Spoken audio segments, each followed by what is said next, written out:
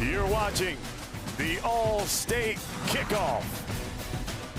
Welcome to Central Texas. We're in Waco, and it's homecoming on the campus of Baylor University. And we've got the Baylor Bears taking on the Knights of UCF. Just the third meeting between these two programs, and for the Knights, their first ever trip here to Waco and McLean Stadium. Both of these programs with 4 games that they've won, but Baylor on a 2-game losing streak. It's a must-win for both teams as they try to remain bowl eligible and need a couple of wins to do that. UCF, well, they've got one of the best running games and a defense that's tops in the Big 12. Meanwhile, Baylor will rely on a high-octane offense. Baylor won the toss. They are going to receive a little something different as they try to shake things up. They come into this game on a 2-game losing streak. A disgruntled alumni fan base. Head coach Dave Aranda on the hot seat just this past week. The team had a players-only meeting, and one of the things Dave Aranda told us, we're going to do some things differently. Be a lot more aggressive out of the box, and they won the toss. They want to receive, and it's Cole Wilson back deep. And they will take over at the 25, and that means we'll get our first look at Sawyer Robertson, a guy who leads the nation in passing. He's second in the country in touchdown passes, Craig. Yeah, for a program that's trying to find its way, they certainly have the offensive firepower to be able to make things happen. The problem this season has been we've only seen it in spurts. We haven't seen consistent play from this unit. Can they put it together today? And as you mentioned, Brian, do it quickly out of the box. He starts from the gun, and they'll keep it on the ground. And that is Bryson Washington. You know, Washington last year broke the Baylor freshman record for rushing yards, and this is their bell cow, who will get a heavy tote this afternoon. Quickly to the outside, Cole Wilson. And he is brought down, maybe back to the line of scrimmage, and that's it. Damari Henderson with the stop.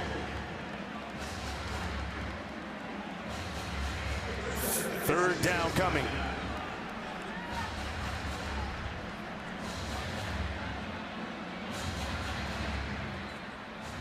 Keep your eye on Michael Trigg, their tight end. He's in motion. One of the main route options for Sawyer Robertson when he's throwing the football.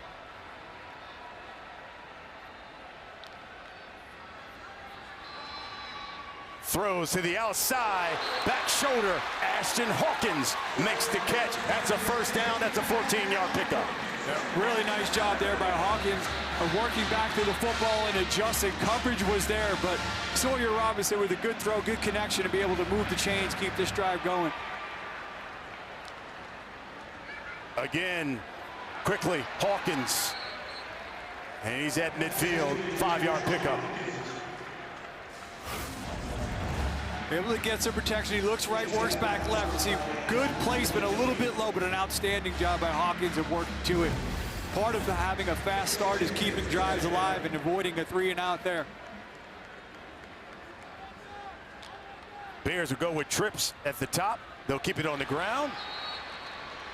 And Malachi Lawrence makes the stop here. That's one of the guys up front we will say a lot today. Malachi Lawrence and Najee Kelly up front, because UCF will rush 4, and they rely on that front 4 to apply pressure. Yeah, and those two, Kelly and Lawrence, they really set the tone on the edges. And they say styles make fights, as you know from boxing, and you get a defense that's coming off their last game, 8 sacks against West Virginia, facing a Baylor team with one of the best passing attacks. Another third down, and again, a receiver screen. This is Josh Cameron. Cameron's got it. There's a flag.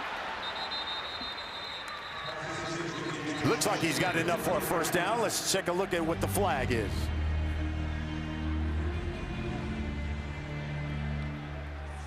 Kevin Boitman is our head official. Holding. Number 1, offense. 10-yard penalty. Replay third down. That's on Trigg.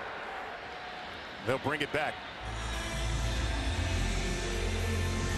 And you watch Trigg, he's known as a receiver, the matchup nightmare he can be. As a blocker, when you watch him on film, the effort is there, the willingness is there, the technique is not always there. Saw it there as he drew the penalty, and as you mentioned, looked like they had enough for a first down there, but now got to try it again. And this is where we just talked about Kelly and Lawrence on a defense. This is where they could pin their ears back potentially. Again, this defensive front, especially against West Virginia, really seemed to be kind of finding its stride, playing really well. 3rd and 12. Robertson throws down the seam and caught. What a catch by Cole Wilson. And it all started with that protection. They brought 5. They picked it up, gave him a pocket, gave Wilson the time there on that skinny post to get the separation. They go quickly. They'll keep it on the ground here to Washington. Over that left side, and for Wilson, you know, he had a 37-game catch streak that ended last week. Didn't have a catch at all last week, so start a new one now. 2nd and 8 now for Baylor. Under pressure, and he just had to get that one off. And that was from Kelly coming up top. Nice job. And Malachi Lawrence, you see just the ability to dip and bend, and who was there to meet him on the other side was Kelly. Good pressure there, even on a quick throw out to the flat to be able to force a fast throw and an incompletion, and again, put this offense into 3rd and long. Caden Knighton has checked into the backfield for Baylor. They go 4 wide. Wilson in motion, and it's Knighton. Bounces it outside to the left. That's a first down and more. Inside the red zone. And brought down at the 12-yard line by the freshman out of Oklahoma. And really nice patience from Knighton. He gets up to the left side of the line. He presses it, keeps bouncing it. Able to get a nice gain, pick up that first down. A nice call there to run it there, not what seemed like a passing situation. One of the things the coaches talked about with Knighton, they want him to run more between the tackles, but you know what? He bounced that one to the outside and should have. Sawyer throwing to the end zone. And caught. Touchdown, Trigg.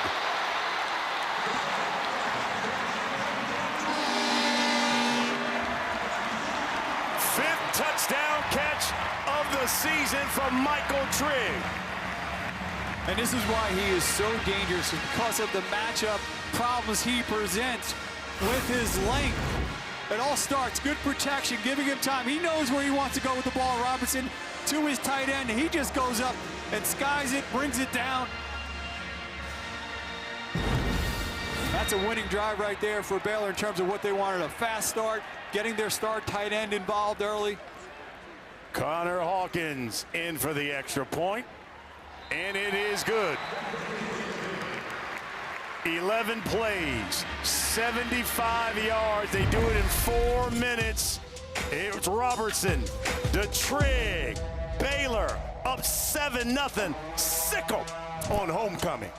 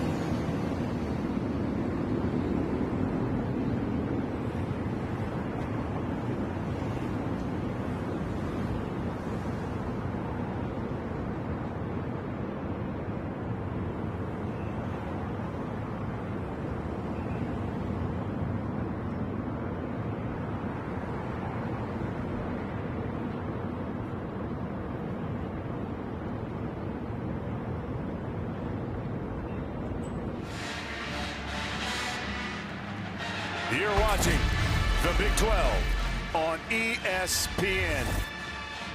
7-0 our score here at Baylor.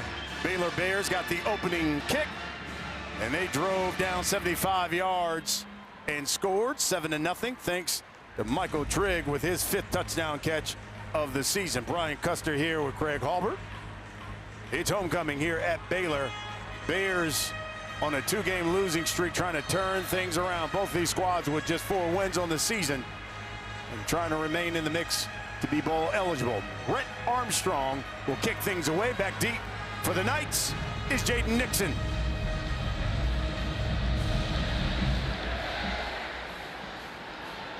Nixon from his own end zone. Tripped up. They'll mark him at the 16-yard line. And now we will see Taven Jackson in the Knights offense. Jackson, a redshirt junior. This is a guy who took over because Francher, their quarterback, broken ribs a few weeks ago. And Jackson's been the starter ever since. You can see what the young man here has done so far on the season. Yeah, between him and Sawyer Robinson, there is no shortage of arm talent on the field today.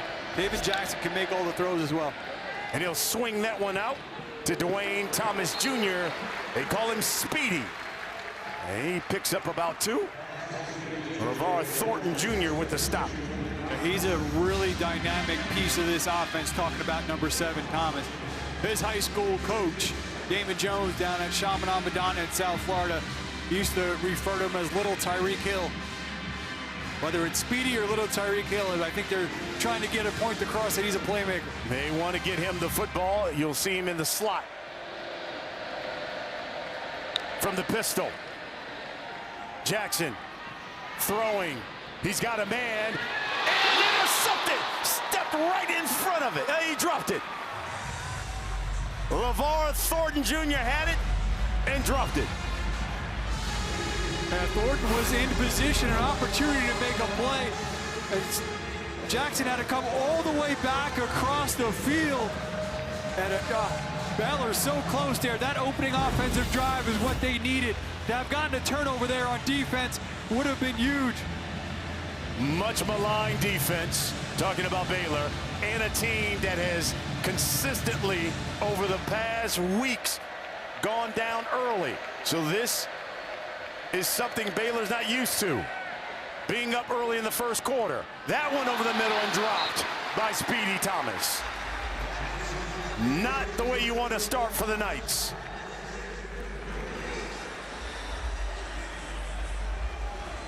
Yeah, good start defensively for Baylor, but going back in their 4 losses, Brian, they've only created 1 turnover, that Baylor defense. There was a chance right out the gate to kind of put a check mark there, but nonetheless, they forced this 3 and out.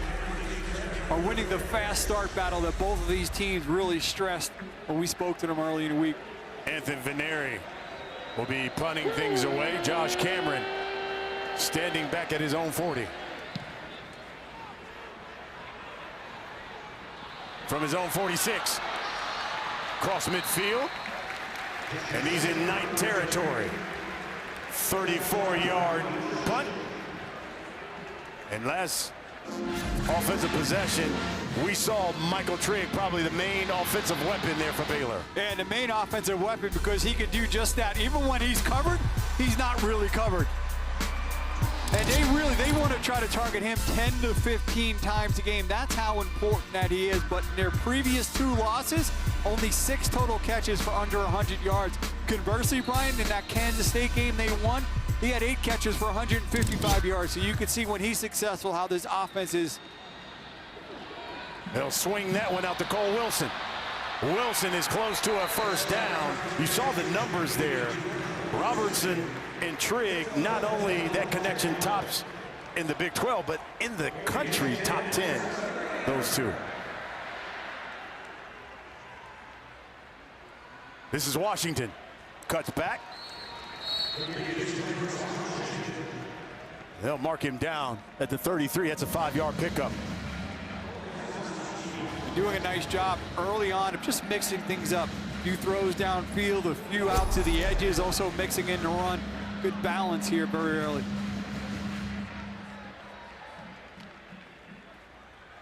Plenty of time for Robertson. He'll check it down to Washington. That's a 3-yard pickup, Philip Dunham.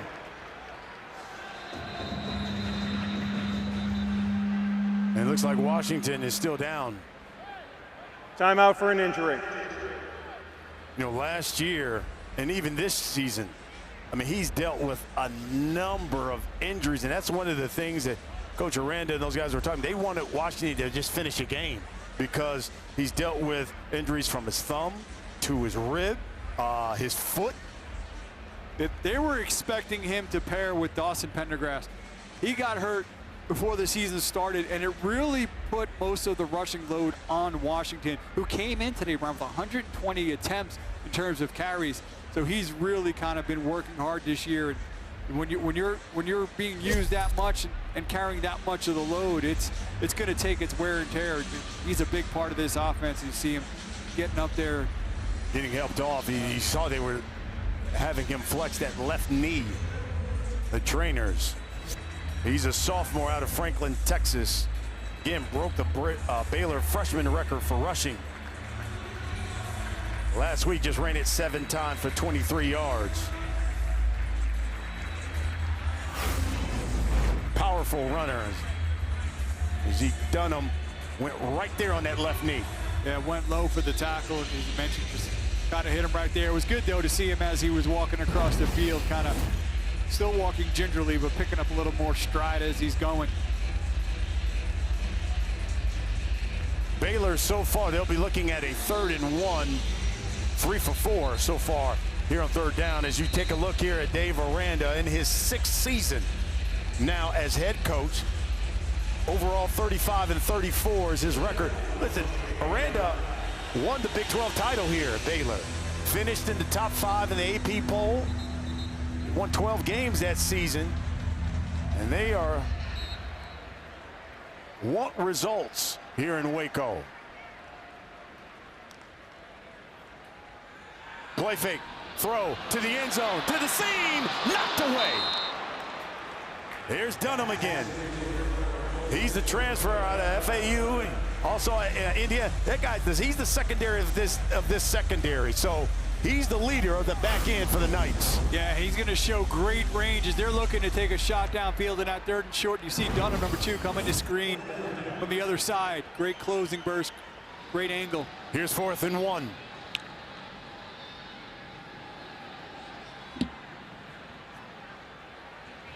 Got to watch for Sawyer Robinson as well, known for his arm, but he could be an aggressive runner as well, especially in short yardage. Give it to Knighton. And he powers forward for a 1st down.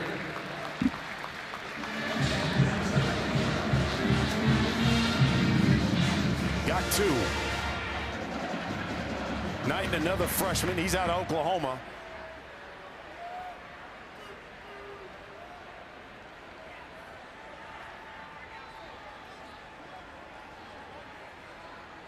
First and 10 from the 26 of the Knights. Knighton bounces off of one defender and picks up a yard. R.J. Jackson, one of the first guys to meet him. Yeah, nice job on that left side. Not giving up any ground. It's a defensive line for UCF that can rotate in quite a few bodies, even with an injury. Horace Lockett, who was playing really well, still good depth within that unit.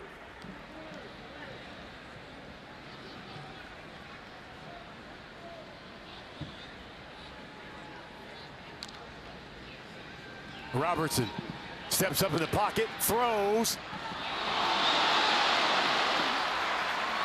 And here's that trig. And they say complete. That's a 23, 13-yard pickup. They'll go with some tempo here. 1st and goal for Baylor.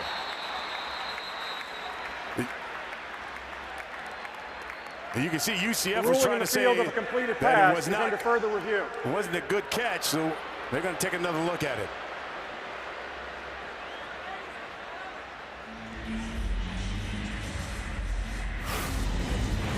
Going on it. See, I also think Dunham was feeling like maybe he was pushed off there.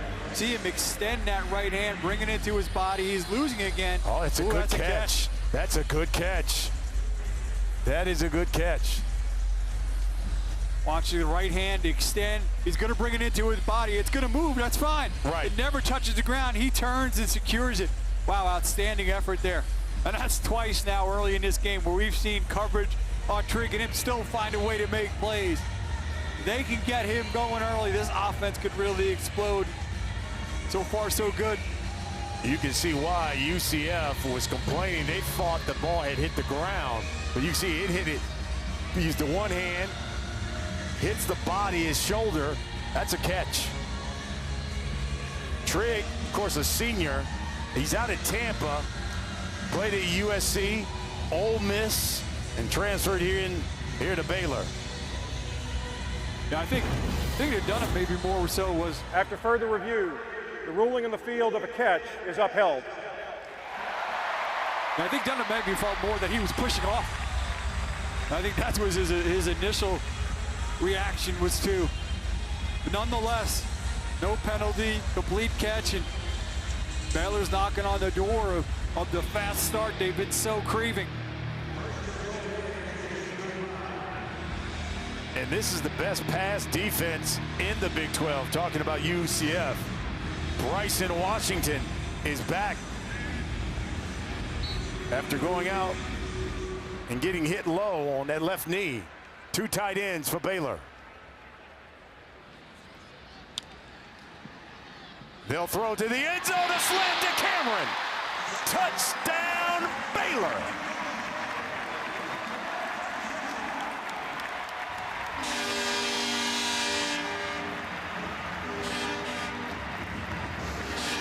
Fifth touchdown catch for Josh Cameron, the senior out of Cedar Park, Texas. Yeah, they're going to get Cameron isolated up top, one-on-one, and just a little bit of a slant route. Does a good job of kind of quickly setting up Antoine Jackson with the outside move, breaks it inside, and Baylor off to a fast start. Connor Hawkins, extra point flag is thrown. Kick is good.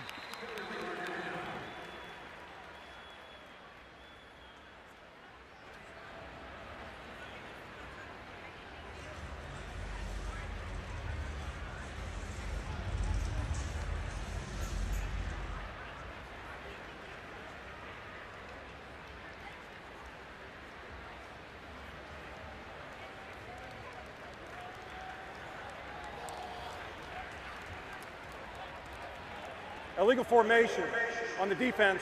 Number 0 was lined up over the snapper. The penalty is declined. The try is good. Timeout. 14-0. Baylor, 2 offensive possessions, 2 touchdowns. This one to Josh Cameron. It's homecoming, and the Bears are up 14-0 here in the first quarter.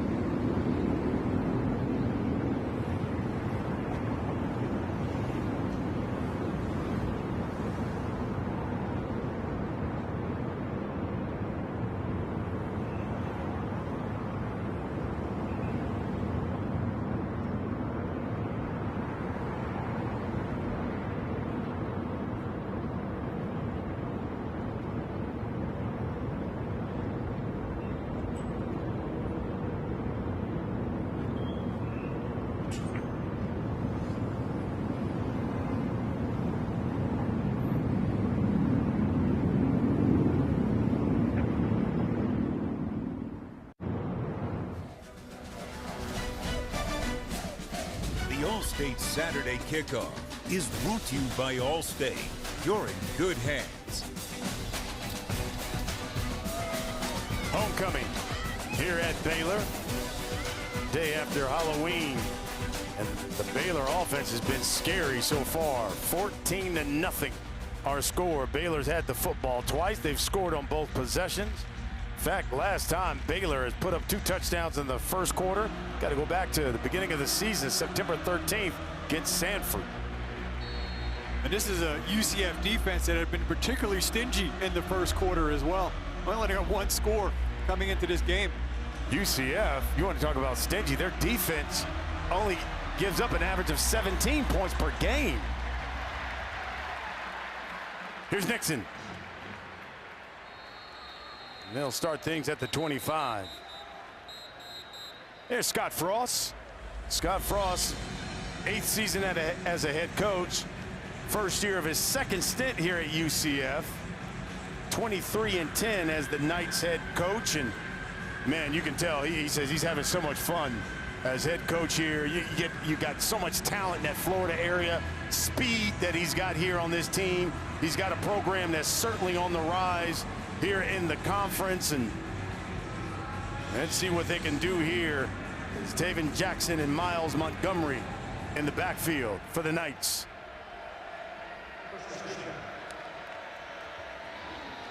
Dwayne Speedy Thomas gets the handoff. That's an 8-yard pickup. He also knows what's possible here. Back in, what was it, 2017, he led them to a 13-0 record. He knows what can be accomplished if you get the right pieces in place. And now with this, they're part of a Power 4 program. And they weren't at that point. Had to kind of work even more uphill.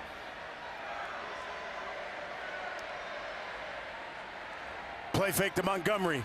He'll swing it out to him. He's got a lot of real estate in front of him. He's got a first down and a whole lot more. DJ Coleman pushed him out of bounds, but not before Montgomery picked up 14. This is a nice job by Taven Jackson. Things are going to start to collapse around him. He doesn't panic. He goes through his progressions, and he drops it off to Montgomery for a big game. Really nice poise there from Jackson at the quarterback position.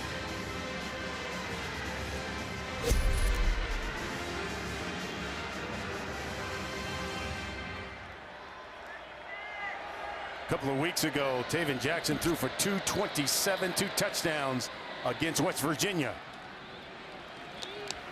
They keep it on the ground to Montgomery for a 2-yard pickup. Montgomery and Nixon is who you'll see in the backfield for the Knights. They call them fire and ice. But both of these guys are explosive. Yeah, Montgomery's kind of the rock back there. Nixon's kind of the Swiss Army knife. You'll see him aligned out wide at times, motion into the backfield. They'll use him on jet sweeps. Nixon and Dwayne Thomas, number 7, are very similar in how they're used. Just one is more of a receiver, one is more of a running back. There's Speedy now. He's got it. He's across midfield, and he's brought down in Baylor territory. And there's a flag. A little extracurricular stuff as Speedy Thomas tried to get up. And that one's going to go against Baylor, so you could probably tack on some more.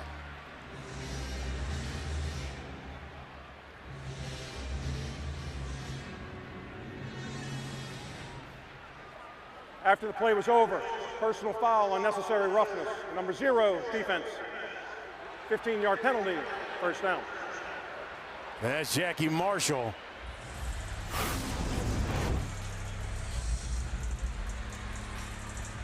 Oh, okay. Okay. I'd say that's a little extra. That's a little extra. You know you did something when as soon as you get up, you start pleading your case. Yes. So now that turns into a 28-yard play for the Knights. Here's Montgomery. Cuts back. Maybe a yard. LeVar Thornton with the stop. Nice job there by Baylor on that zone play, stretching things out, closing down from the backside, not allowing that cutback lane. This is a Baylor defensive line to watch in terms of just getting off blocks. They haven't done a great job of that recent weeks. They've been in position a lot of times, but not in a position to get off a block and finish plays.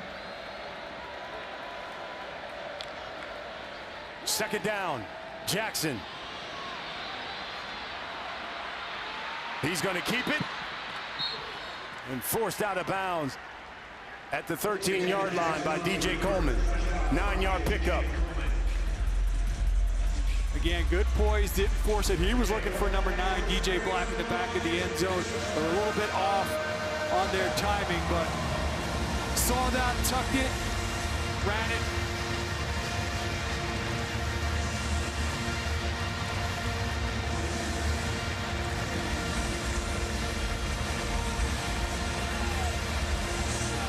Third and 1, 2 tight ends for the Knights. Montgomery ran into a pack of Bears, bounced it to the left, and it looks from that spot he may be a little short.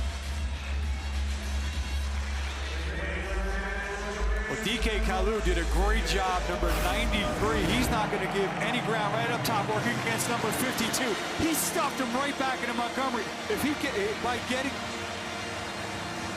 it was close on second effort, but number 93 really set up this fourth down.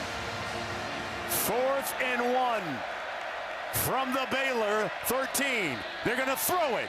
Jackson under pressure, throws, incomplete. No flag.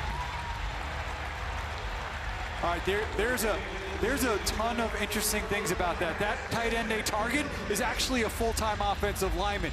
And to not just try to power it forward there, Brian, for that first, that was an interesting call as Baylor still holds on to the lead 14-0 and with a turnover on downs.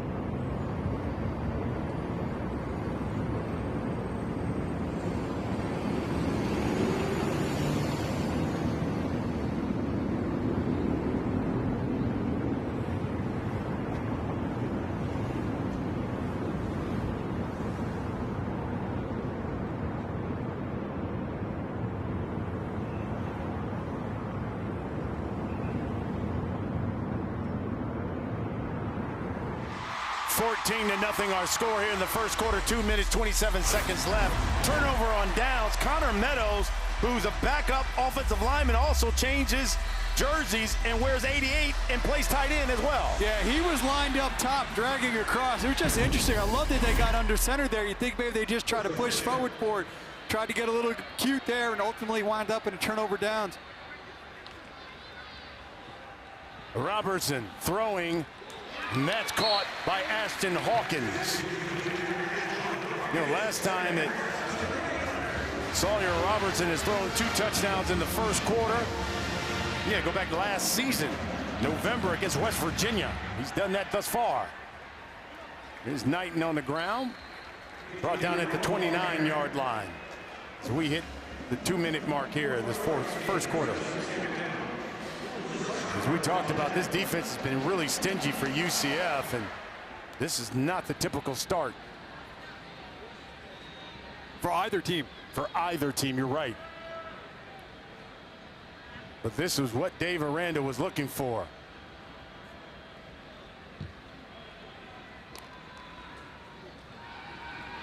Again, open to the outside, Jaden Porter.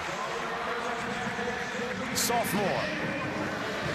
21-yard pickup, and again, they'll go with a little bit of tempo here. Baylor has scored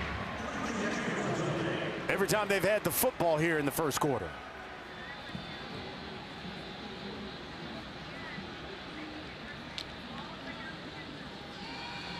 Under pressure, throws. It's Knighton. Knighton dives and brought down at the 25-yard line. I don't know what he went for Halloween, but he should have been a magician there. The way that he was able to get away from Walker, he spins out, stays on his feet, has the wherewithal to be able to find Knighton over the middle and create that big play. That was great penetration by number 55. He couldn't finish as Sawyer Robertson breaks free and finds a way to create a play. 30 seconds left in the quarter. Robertson looking right. He's going to throw to the end zone. Cameron had it and in and out of his hands. Antoine Jackson was back there in coverage, but Josh Cameron had it.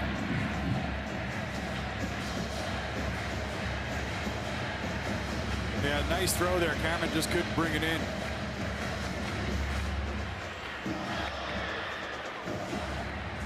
His O-line early on playing really well as well. You saw in the news, it's a unit that had a coaching change during the week. That group responding as well. Swinging it out to Ashton Hawkins. Dunham just blew that up. It's a loss of 3.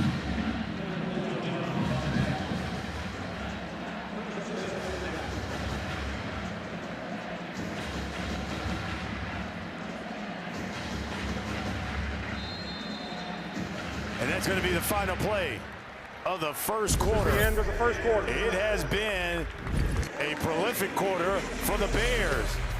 14-0 is our score. It's homecoming here in Waco. Second quarter when we come back.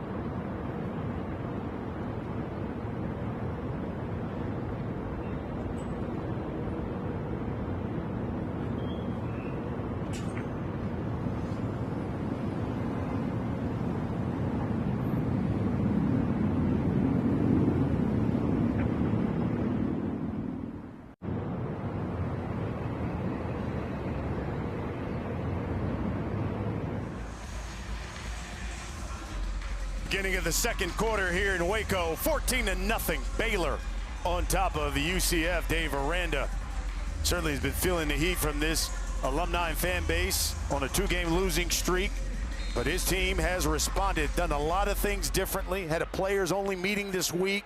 They did some different things in practice to change up the tempo. And Robertson throws.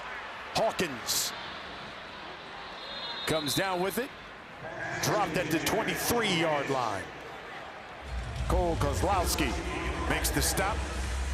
Keep this in mind, you know, look at what Baylor did last week compared to what they're doing here today. You know, through the air, 163 yards Baylor Bears offense has generated. This is the best pass defense in the Big 12. Only giving up 146. This is Connor Hawkins from this field goal. This will be from 40 yards out.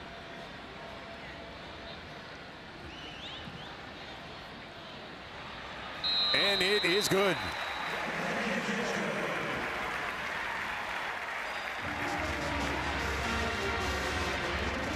Well, tomorrow, Sunday NFL countdown for the Chiefs and the Bills. Alex Smith will give you all access with Patrick Mahomes. The art of the off-platform throws. You got live reports from Detroit. J.J. McCartney and the Vikings taking on those Lions. You got Randy's best catches of the week. And you got Moss. Sunday NFL countdown at 10 Eastern on ESPN. And don't forget about our Monday night matchup as well. Cardinals squaring off with the Cowboys at 8 Eastern on ABC, ESPN Deportes, and of course the all-new ESPN app. You got Peyton and Eli on ESPN2, and the coverage kicks with NFL Live at 3 Eastern from AT&T Stadium. Scott Van Pelt, Monday Night Countdown crew at 6. That previous drive doesn't show up as a turnover per se in terms of a fumble or interception, but that turnover on downs really is a turnover, and they turn it into a 3-point swing in their favor. UCF, on average, only gives up 17 points per game. Baylor has already done that here as we begin the second quarter. And now here comes the offense again for the Knights. I'll have to see how they respond now. We came into this game kind of feeling with some of the struggles that Baylor was having, that they were in a fight or flight type mode. They are showing a lot of fight here early on. How do the Knights, though, respond? They were off last week. It was a bye week, a chance to get healthy. They felt they had a great week of practice. The week before that, they really kind of beat up West Virginia program. So there was a lot of positive momentum coming into this game, but the slow start, can they bounce back? Jackson looks right, throws over the middle as Dylan Wade, who makes the catch. He's got himself a first down. It's an 11-yard pickup for the Knights. There you go. You're falling behind. It's still early. You're not going to get it all back in one play. Working the ball down the field, as they showed on their previous drive, that they can move the football. We're unable to finish that drive, but they can work it down the field. Wade is a transfer from Maryland. Oh, high snap. And there's the athleticism of Jackson to get it because it hit Montgomery. I think it was going to be a direct snap to Montgomery. I think they were going to do a little bit of trickery there, and it was a little bit over Montgomery. You're going to watch him step into it. He goes for it. He was looking to take that snap. It was a nice job there by Jackson of just kind of keeping his poise, kind of bringing it in. Look, Jackson's an athletic guy, the quarterback. I mean, his brother is Trace Jackson Davis, played at Indiana, plays for the Golden State Warriors now. Pitches that one to Speedy Thomas. Thomas over their right side, forced out of bounds at the 42-yard line, and then a flag there. More extracurricular stuff there on the sideline.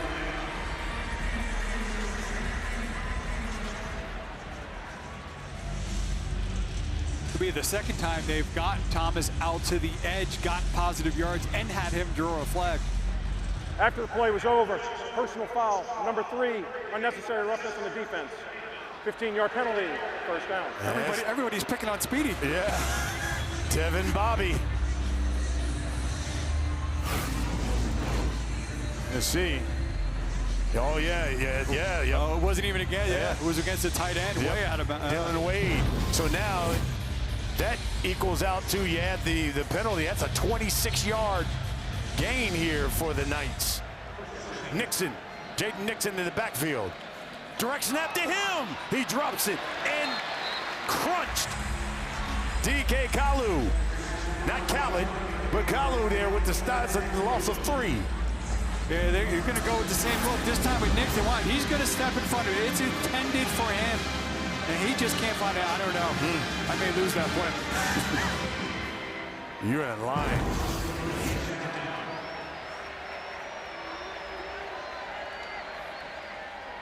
Jackson, they'll run the option here. He keeps it. And it looks like he almost lost the football, too, once he got hit. Kyler Jordan makes the stop, maybe a 1-yard pickup. 3rd and long coming for the Knights, who have yet to convert a 3rd down.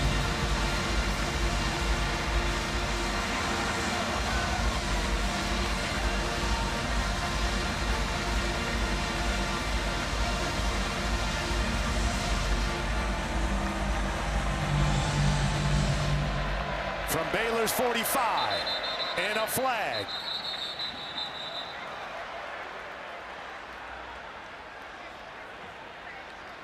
May have a false start here. False start. Offense, number 9, didn't get reset before the snap. 5-yard penalty, still 3rd down. That's DJ Black. He's the transfer out of South Carolina. Fastest guy on that offense. He is a speedster. Well, they're going to set that offense back. Baylor will show a little bit of pressure on that other one. See here if they just try to keep it a 4-man rush, drop back, keep everything underneath, force the punt.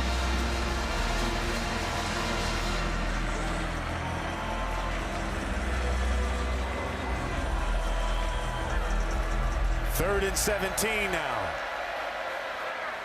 Jackson looking, throwing. Another flag.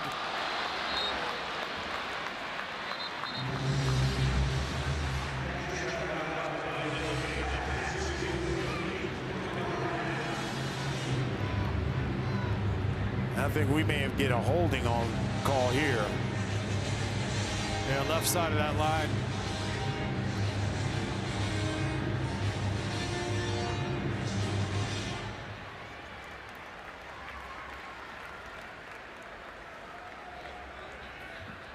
Holding, number 62, offense. The penalty is declined. 4th down. That's Jabari Brooks.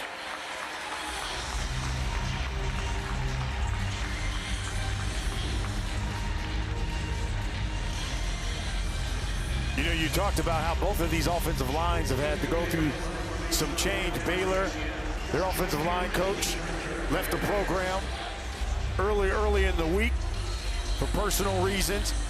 And obviously at UCF, their O-line coach, Sean Clark, who was the former head coach at App State, died suddenly about 6 weeks ago, really affected this squad. So both offensive lines have had to go through some change. This is Veneri punting things away. Cameron from his own 6. Across the 20. 44-yard punt. Nice return by Cameron. 17-0 our score. We'll be back. Baylor football when we come back.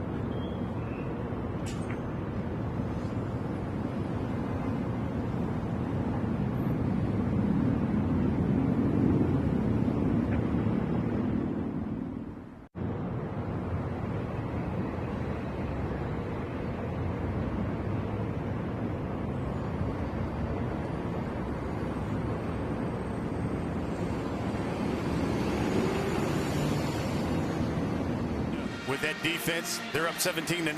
Hey, for 20 years, Allstate has celebrated every field goal and extra point made at participating universities by donating to the university's athletic scholarship fund, supporting all student athletes. We say thank you to Allstate for doing that. Sawyer Robertson, Baylor, from their own 30. On the ground to Washington. He went out earlier after getting hit on that left knee, but he's back. Picks up 4 yards.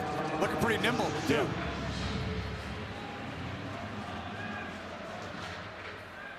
They'll go with bunch sets at the top and bottom of your screen, and they'll throw that one to Cole Wilson.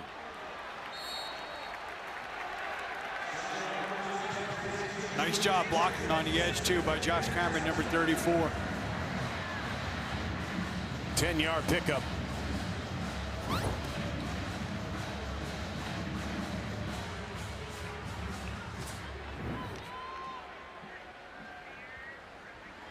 Plenty of time.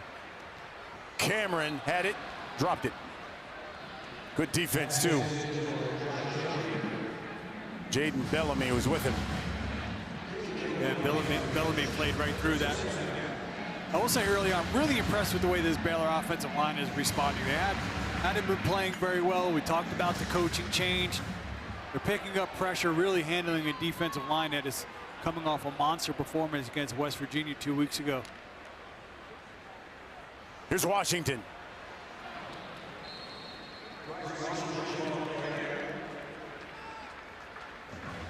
Nice job there. Pulled the center around, the backside tackle. Great, they're going to watch the center snap. He's going to pull around. You're going to see the tackle come around, lead up in there for Bryson. Again, I've really been impressed with the way, it's early, but this O-line has really responded, played well. Looks like a little bit of a different unit than what you had seen recently on tape. One of those guys who pulled around was Sean Tompkins, who moved into the starting lineup last week. They feel like he's maybe brought a little consistency to that group, played well up top there. 3 seconds left on the play clock. And Baylor's going to have to call that timeout. Timeout. Baylor, their first of the half. It'll be 30 seconds. Coach Aranda now has Craig Watts and Austin Woods, a couple of quality control coaches, now coaching that offensive line. There was like Mason Miller left for personal reasons. Yeah, sometimes when there's change, there's a spark. You know, I think of, UAB against Memphis a few weeks ago. Trent Dilfer gets fired. Memphis is riding high. They go in there and they get caught off guard. I think anytime there's a change, there's a spark, there's a sense of, you know what, something's not going right. That forced this change. We all need to respond. And again, we got a lot of football to play, but I think this offensive line unit looks much different in the pass protection, in opening some holes in the run game, and really facing what I felt watching on film was a defensive unit for UCF that was really starting to come into its own along that defensive line. They have not been as effective so far early on. Well, UCF have the best pass defense in the conference. They only give up 146 yards through the air a game, but they've already given up a 173 so far here as Knighton gets a block, spins around, got to first down, still on his feet, leaps a man, and then out of bounds. What a run by the freshman, Caden Knighton. Very similar to what they just did with Washington. Instead of going inside, this one's going to bounce. Center's going to pull, left tackle's going to pull, then you get some more good blocking from Cameron downfield, and some tough running from Knighton. 15-yard pickup by the freshman. The slant, Porter. That's a good 7-yard pickup for Baylor. And this offense is clicking. Yeah, that's the RPO right there. Nice read by Robinson. They were pulling trig in there. He saw that he had the one-on-one, the space. He pulled it, talking about Sawyer Robinson, and delivered. Bunch set at the top of your screen. Knighton gets the carry in between the tackles, and he's got himself a first down. And again, some lead blocking from their stud tight end, Trig, number 1.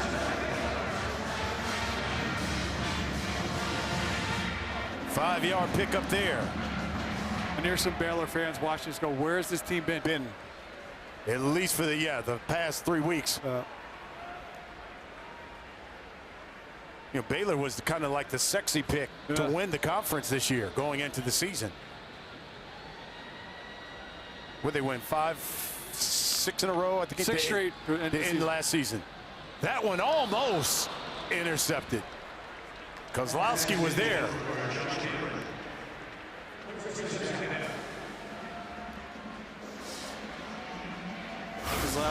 Kozlowski, the transfer from Colgate, doing a nice job extending, breaking up the pass there.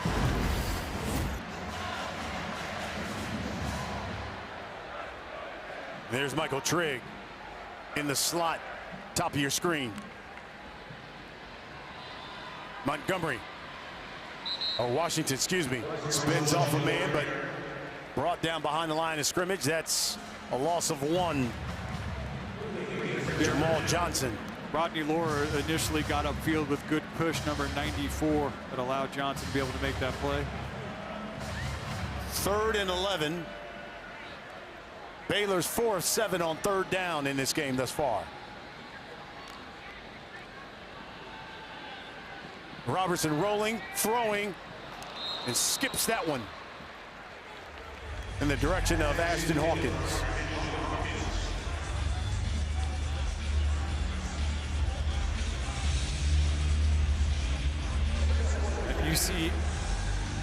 UCF defense able to stiffen up a bit, force this field goal opportunity.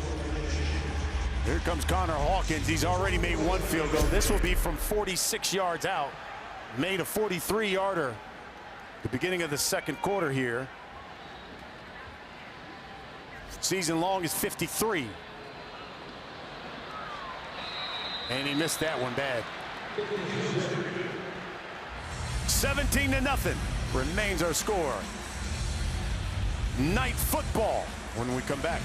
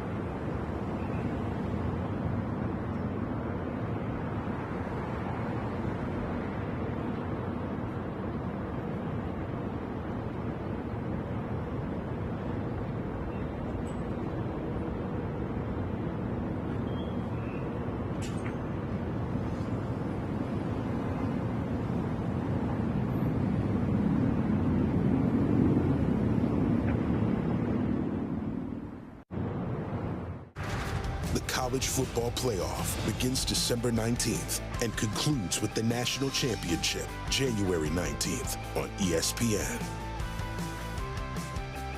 Let's take a look at the college football rankings. They are brought to you by Chick-fil-A in Columbus. Buckeyes on top of Penn State 10-7. How about Vandy? Arch Manning was in concussion protocol all week, gets the start. He's already thrown for a couple of touchdown passes, 185, and look at what Texas is doing to Vanderbilt. Strong start there by Arch.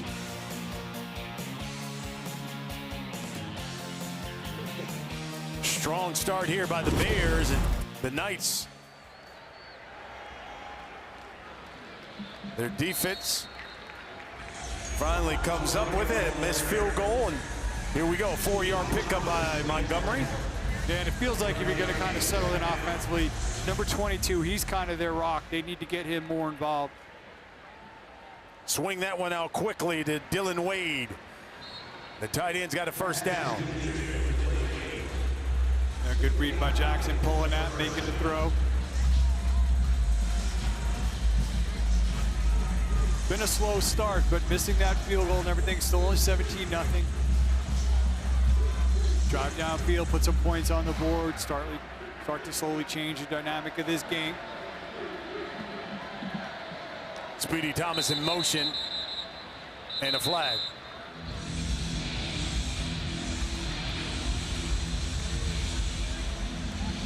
That's on the offense. False start.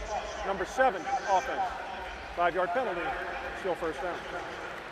That's not going to help you change the dynamic. Nope.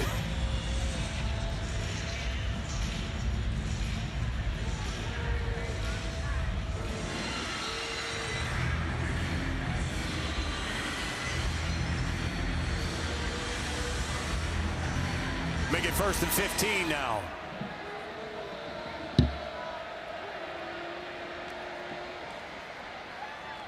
Montgomery gets the edge and forced out of bounds by Reggie Bush. But a 15-yard pickup by Miles Montgomery. Watch the right tackle turn his guy out. Cushman is a nice soft corner there for Montgomery to turn it. They feel like he's their best offensive player. And again, you're going to get this offense going. You got to get your top playmaker involved, get him more touches, and he responds there. Nice job blocking up front on that right side, and big gain from Montgomery. Jackson over the middle to Wade, in and out of his hands. Keaton Thomas was with him. Yeah, good effort there by Wade, just a little bit behind him, not able to bring it in.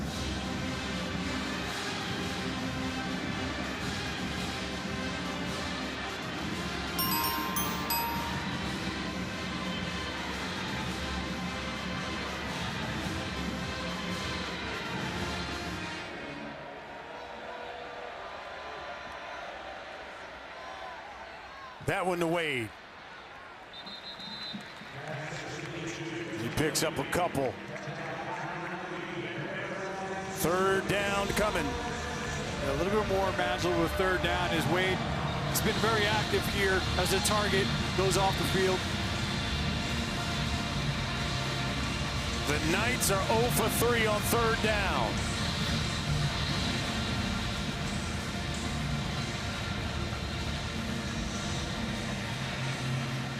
They will get the ball to begin the second half, so you want to put points on the board here. They run the option. Montgomery gets the pitch, and he's stuffed. Jacob Redding. Redding makes a play. It's just a great defensive play overall. They're going to work the option. Watch all the green helmets just stringing out. Number 21 in place. Number 3 in pursuit. Redding actually pushes number 3 out of the way. You're going to make that tackle. But really well played. See some of those old Nebraska roots from Scott Frost with the option there, but Baylor well defending it. Redding's a great story. Walk on, now on scholarship, legacy player, father, grandfather played here at Baylor. They love his work ethic. 4th and 5. Jackson, empty set, throws, incomplete. Caldre Williford got a hand on it, and the Bears will take over when we come back up 17-0.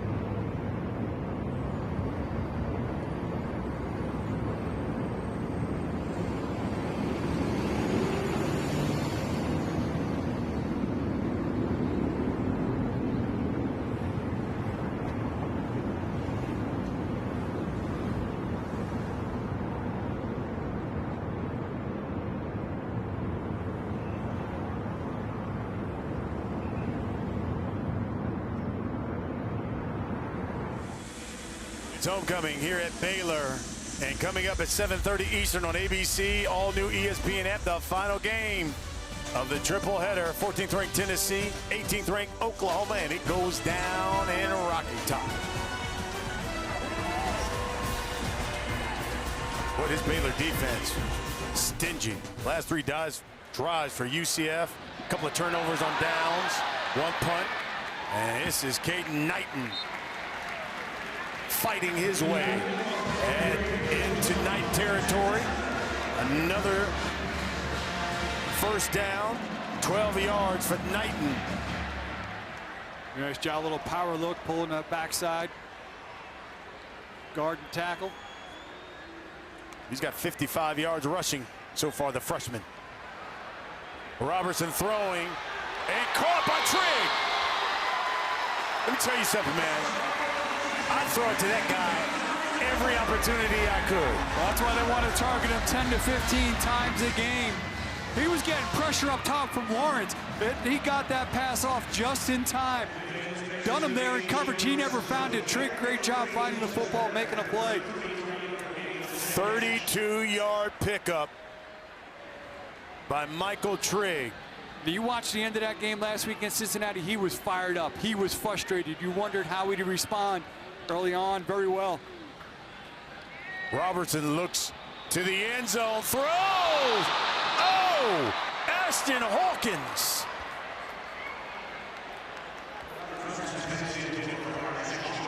He's got some big mitts, but couldn't bring that one in. Here Triggs working against number 2. You see Dunham trying to make up ground, never finds the football. Great concentration there by Trigg. Going low, making that play. And again, nice job there by Robertson of sitting in there. He was getting pressure from his blind side. Got rid of that just in time. 2nd and 10. Knighton bounces it. Brought down at the 11. I think there's some parts of when they don't have the football they need to work on. Number 43's helmet came off and must leave the game for 1 play. If I'm Baylor, I'm really excited about Caden Knight and Michael Turner, 2 freshman backs. They're showing a lot. And they need them to come on to be able to take some of the load off of Bryson Washington. You know, Baylor started this game 3 for 3 on 3rd down. They've gone just 1 for 5 since. This is 3rd and 7. Bunch set. They throw it to Cameron. And right with him is Jaden Bellamy, their best cover corner, and was not having it. Yeah, great read by Bellamy. See that coming. Timeout. Diagnose it. UCF. UCF have 3 timeouts. They'll call their first one It'll here. be 30 seconds. Don't forget the 2-minute timeout will come your way as well. About 30 seconds away from that.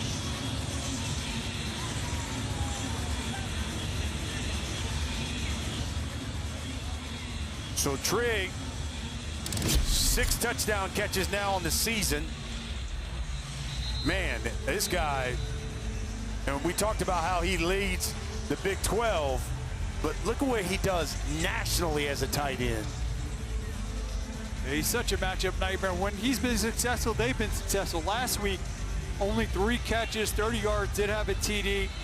The week before that, in the loss to TCU, 3 catches for 56. Getting him involved and getting him involved early is important, and they've done that here today. Here's Connor Hawkins for another field goal attempt. This will be his 3rd. Made one from 43, missed one from 47. This is just from 28. As the rain starts to come down here in Waco, and that one's good. Baylor now up 20-0. It's almost a reverse of what we saw from Baylor last week against Cincinnati, where they were down this big and all of a sudden tried to come back and had a furious comeback in the second half that ended up coming up short. Now they're on top here of UCF. Well, that's the thing about this Baylor offensive and team. They've shown they could do it in spurts. They usually have to do it when they're behind. Can they put together 4 quarters? So far in this first half, they have done that. Now does Central Florida have that rally to them that we've seen at times from Baylor?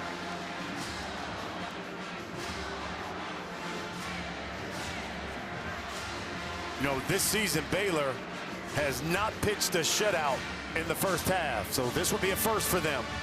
As Dave Aranda trying to shake things up. You see him, hey, let's go. Look, this guy's been on the hot seat around here in Waco. Number of newspaper articles calling for the end of his tenure. They've done a lot of things differently in practice.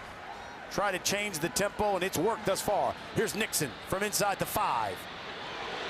And he is dropped at the 18-yard line.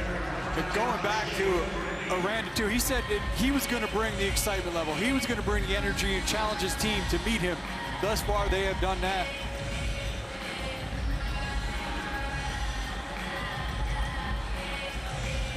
Just 99 total yards of offense for the Knights so far here in this first half. And it goes to what, in our conversation with Coach Frost, when we were talking to him, he said he's interested. He said, I don't know what Baylor team, either we're going to find a wounded Baylor team who's going to come out and fight us, or a team that maybe if we can get on them early, they give up. But he's found a bear that is willing to fight. Yes. That bear in the woods wants to fight. Unfortunately, though, they say when you face a bear to get down and play dead. Yeah. we don't want that. Yeah. Delay of game on the defense. Coming out too late for the time to make the snap. 5-yard penalty, first down. That's something you don't see called often, and happen too often. I just run through my Rolodex. I don't think I've seen that yet this season. Now move the ball up to the 23. 1st and 5 for the Knights. Jackson throwing. That's complete to DJ Black, who ran backwards for some reason. But his forward motion, I think about a yard shy. He was a good yard past the sticks. Trying to work back upfield to create some space. That Baylor defense quickly closed and made sure he fell short. We've hit that 2-minute timeout. This is the 2-minute timeout. And it is 20-0. 2 minutes until the half here in Waco.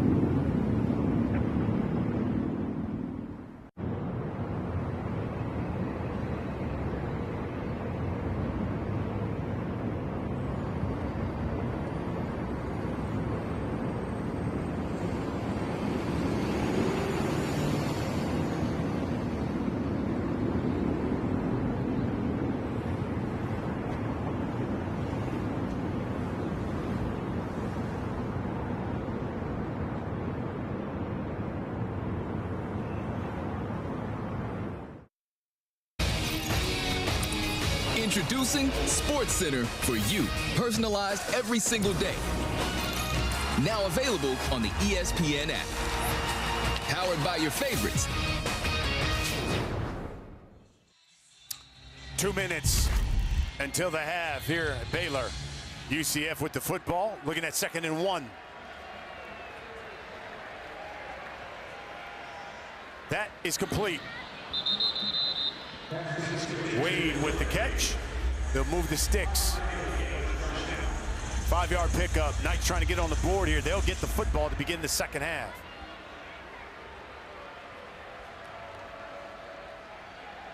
Jackson again through the air, again to Wade, and he gets out of bounds. And another flag. LeVar Thornton throws down Wade. They were way past the white line when he brought him down to the ground. Unnecessary roughness. Number 25, defense. 15-yard penalty. First down. That's not what you want to see, because now that's going to put that in Baylor territory. You can see Thornton's going to come up at the tackle. They're in the white. He's spinning. They're well in the green. He throws him down. Got to have just awareness of where you are. It wasn't violent, but at that point in the sideline. And that's the third one of those penalties Baylor defense has had here. Boy, the laundry is really starting to add up. False start on the Knights. False start. The offensive unit did not get set before the snap. 5-yard penalty. First down. Someone gives you a gift, you accept it and say thank you. Right. You know, give it back. This is what Central Florida needed that. Baylor was more than happy to kind of let them take those short passes and have to work their way all the way down the field.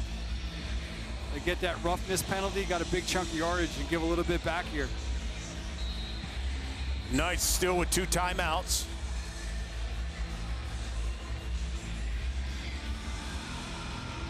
Again, sense of urgency to get some points on the board, considering they will get the football to begin the second half.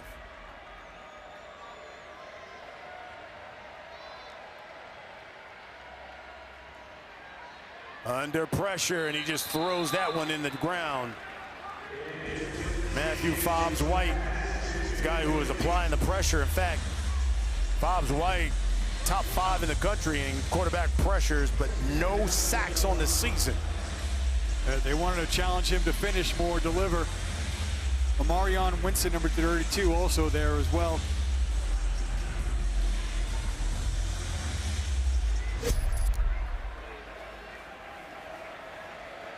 Second down, 15. Receiver screen. The speedy Thomas bobbled it. Got back to the original line of scrimmage. Third down coming. 90 seconds left here in the half. No need to get it all here. You're obviously working in 4 down. Make sure you at least set yourselves in a manageable situation next down. 0 for 4 on third down are the Knights so far. Throws it, almost intercepted. Devin Bobby, LeVar Thornton right there. Caleb Burns, a freshman, is going to get pressure up top. You see him come unblocked. Number 5 does a great job of just chipping him. And then Jackson throws it into double coverage there. And the Knights are going to punt it away. Too far. You had to get a little bit closer to that 4th down, to those yardsticks. I want to give it up back at midfield here. Baylor some time to work. Got to punt it away now. Anthony Veneri will do the punting. And another flag, delay a game.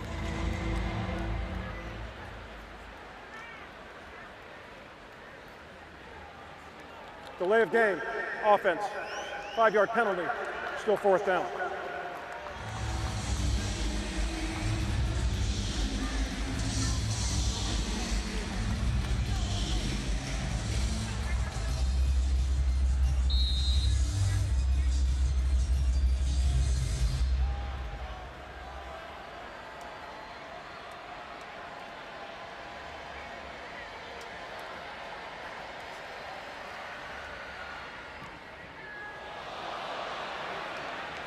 Shanked it.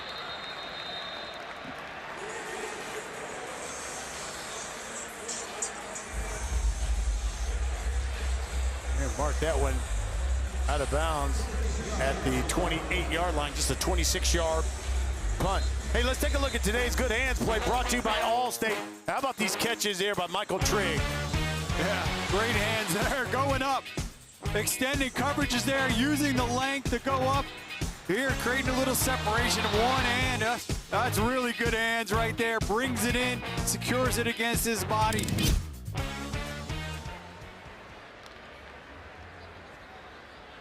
Robertson throwing over the middle, crossing around Kelsey Johnson. He's brought down at the 43-yard line, 14-yard pickup, under a minute. 2 timeouts for Baylor. Johnson showing the depth of that tight end group. Stepping up again, plenty of time. Check it down. Bryson Washington steps out of bounds at the 45. You know, that old line just standing up against a 4-man rush. I really thought coming into week what we had seen that UCF would be able to get there with 4. This offensive line, again, I said it earlier, really impressive that the way that they've responded and rebounded this week with the way they played in the first half.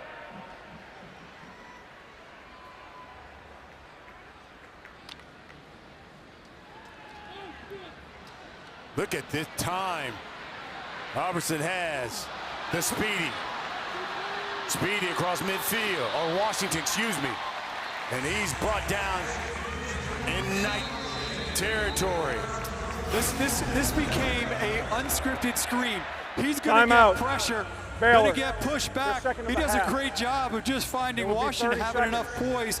Then you see all the blockers kind of downfield. That wasn't planned to be a screen, but good job there by Robinson of turning it into one, and him and Washington being on the same page. Baylor will use their second timeout, one of those left. By the way, Sawyer Robertson now has thrown for 240 yards here in this first half. Go along with those couple of touchdowns as well. That ties a career high for him already here in the first half. This is a guy who transferred in from Mississippi State. He was recruited to Mississippi State by Mike Leach. And he has come here and just flourished. Well, what makes that number even more stark, Brian, is it was only 137 yards all last week in the entire game. Leads the nation in passing yards. Second in TDs. He came into this game second in TDs. And he's already added 2 more here, so he's got 25 now on the season. And he's flinging that one out to his backup tight end, Matthew Klopfenstein. All 3 tight ends have gotten involved in this first half now.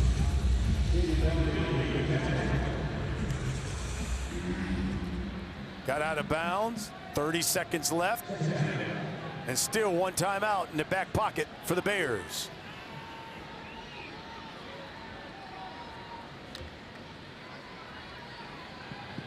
Under pressure and sacked. Ball's loose. Flag, and the Knights come up with it. Malachi Lawrence came off the edge and made the hit.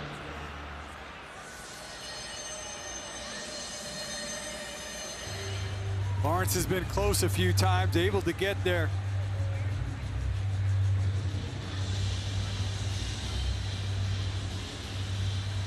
The question was he throwing it or was he down before that ball came loose?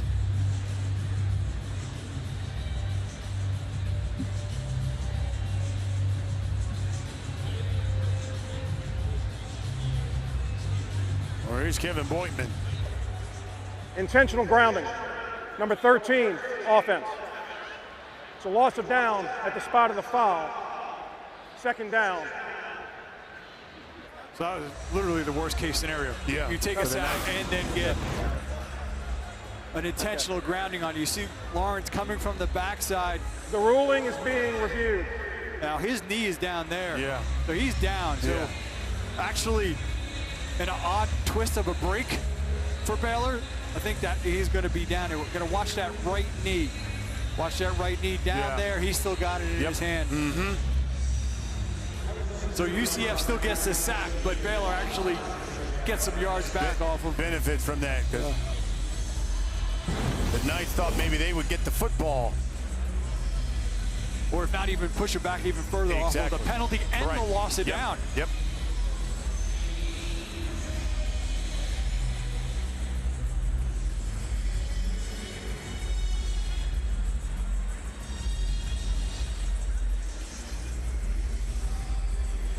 Malachi Lawrence, by the way, leads the Knights in sacks. Replay has reviewed the play and determined the quarterback's knee was down before he released the ball at the 47-yard line. Great camera work by our crew. That will be the 5th sack of the season for Malachi Lawrence.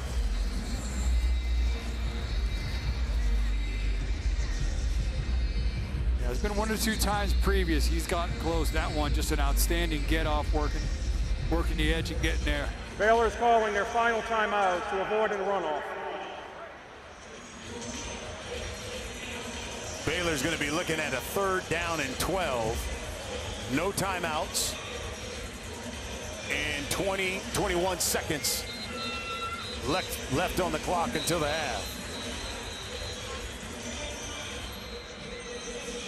They need to be smart here. We saw her flirting with disaster there on the previous play. You got a lead. You played a great first half. Don't give UCF a chance to kind of find some momentum and some excitement going into halftime.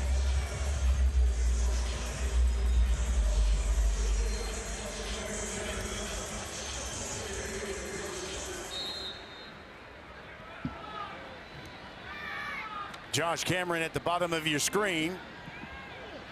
And that was knocked away and picked off. Once again, Malachi Lawrence gets through, knocks it away out of the hand, and right into the lap of Derek LeBlanc. Lawrence, he's going to be coming from up top. Just going to get pushed and works underneath. Clock Gets operator, swipe at that hand, and Derek LeBlanc's right there. Good awareness by the big man to scoop it up, and felt like maybe just you wanted a run. Keep the clock moving. They decided to drop back, and Lawrence, who has kind of just been on fire the last 2 plays, getting around the edge, creating that turnover. And this is kind of the way that defensive line had showed on tape, now playing on that series, and a chance here for some momentum going in at half. They've got 2 timeouts. We got 13 seconds on the clock. They're at the 35. See if they can get some points on the board before the half. They'll get it to start the second half. Jackson pumps, throws to the seam, and incomplete. Wade Charles was the intended target. DJ Coleman wasn't having it. In coverage, he's the nickelback. 8 seconds. So you still got a couple of plays. You got the 2 timeouts. You got to think to yourself, 8 seconds though is not a lot of time. Do we want to set ourselves up for a kick, or do we want to try to go for the big score? I think the way this first half has gone, I think it's important to come away with points. And Noe Ruelas, who's the kicker. Timeout. UCF, their second of the half. For the Knights. It will be 30 seconds. Is a guy who has a big leg. And Scott Frost told us usually for him, it would be, 38, 39-yard line. He said, that's no problem for us. We'll go for a field goal from there. Yeah, but I mean, and just to clarify, obviously they need to come away with points, but I think you need to set yourself in a situation to make sure you get that field goal attempt. Yeah. Get at least 3. Yep. You mentioned they come out, they regain possession. See Ruelas over there already warming up.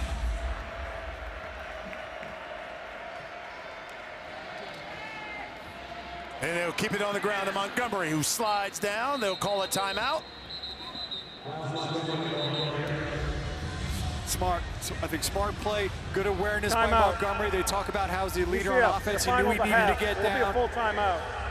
They got the timeout. Clock operator, please reset the game clock to 2 seconds. 2 in the game clock, please. They mark it at the 27-yard line. So he'll be looking at a 45-yard field goal attempt. Season long is 53. Noe Ruelas, senior out of Connecticut, transferred in from UConn.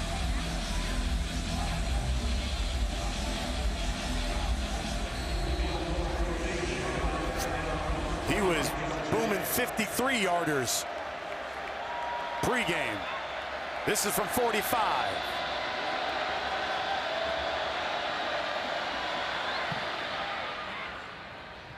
And the Knights are on the board. So it's the defense. Team effort there to end that half and to give them a little bit of momentum going into the locker room. To our Baylor team that looked quite different than they had at many points this season with the way they started. Malachi Lawrence with his defensive play causes the turnover. The Knights turn it into a field goal. 20-3 is our score here at the half. Both teams with 4 wins, needing a win to remain in the mix for a bowl game.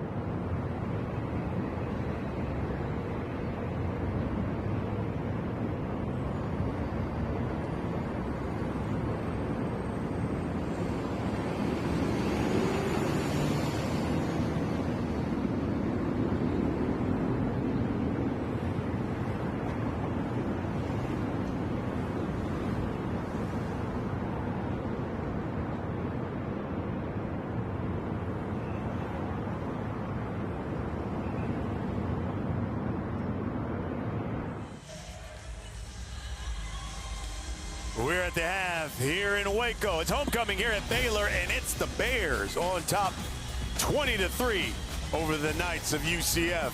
Brian Custer alongside Greg Halberton.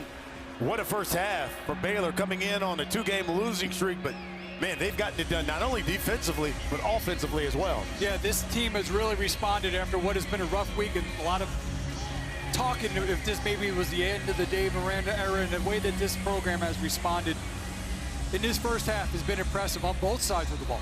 Let's talk about the defense, because defensively, they have really stopped the Knights. I think the Knights 0 for 7 when you talk about on 4th and 3rd down. Yeah, they've been really impressed the way they've been flying around and frustrating this UCF offense, getting good pressure, forcing Taven Jackson to have to try to make some throws off balance.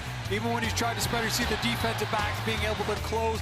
They've really kind of played with like renewed vigor in this first half. This is a defense that was struggling to get off blocks coming into this game and finish, but they've really flown around.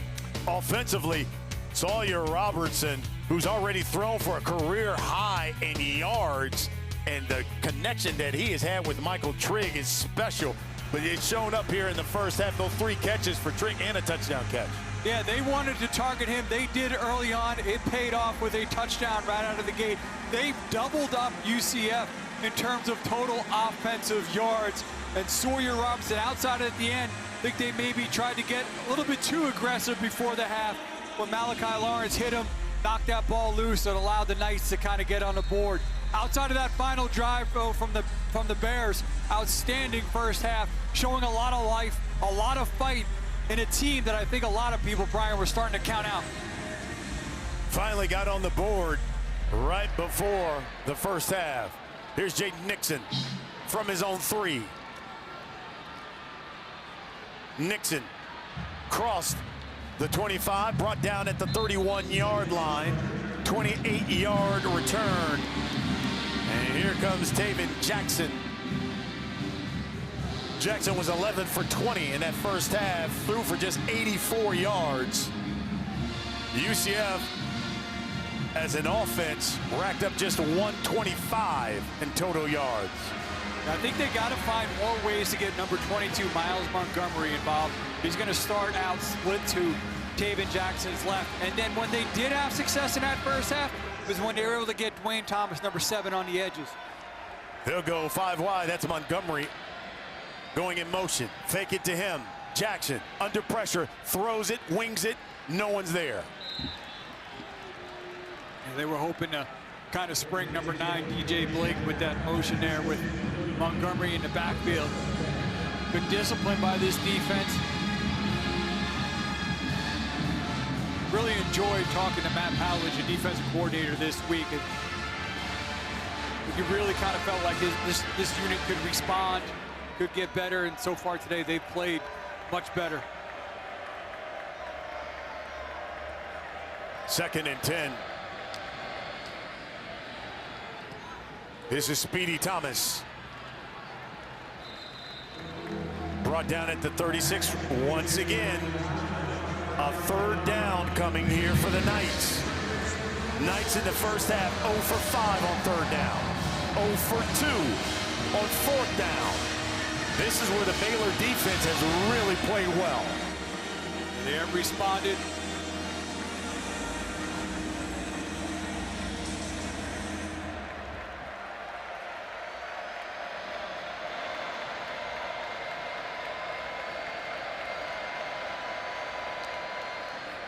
Jackson under pressure, escapes.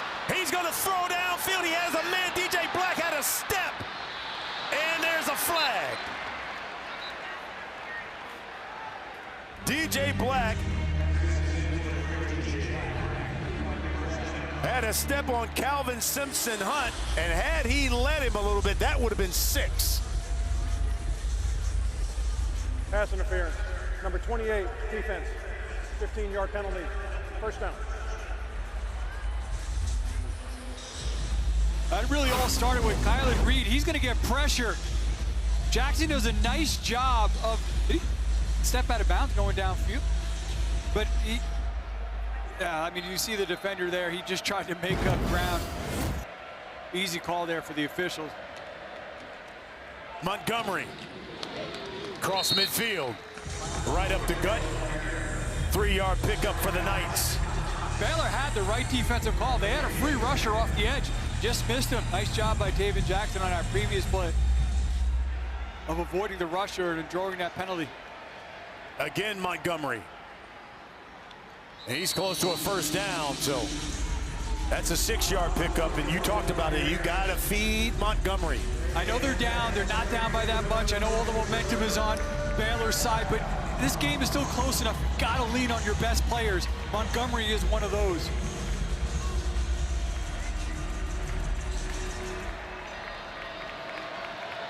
Third and 1. Knights trying to convert a third down. They finally do it. And Montgomery's got a first down. Devin Bobby makes the stop for Baylor.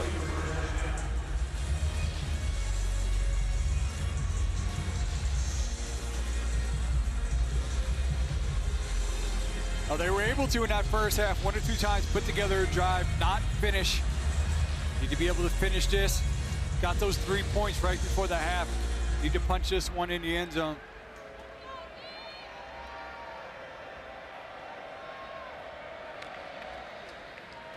Nixon, what a blocker in front. DJ Coleman makes the stop, 2-yard pickup. Well defended, DJ Coleman. Also Redding coming down, taking on the block, setting the edge, allowing Coleman to make that play.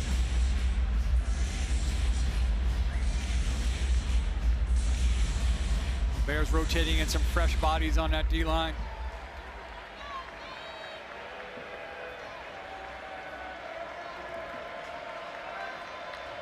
From the 35. Design quarterback run, Jackie Marshall. Came right up there and smacked Taven Jackson. Talked about some fresh bodies, showing it right there. Number 91 getting upfield, and number 0, Marshall, looping around to make that tackle. That was Adonis Freelo. Helped set that up. Now putting him again, Brian, in a 3rd and long. 9th play of this opening drive of the second half. 3rd down and 8. Knights 1 for 6 on 3rd down. 3 seconds on the play clock. Jackson pump fakes, throws over the middle, incomplete. Flag.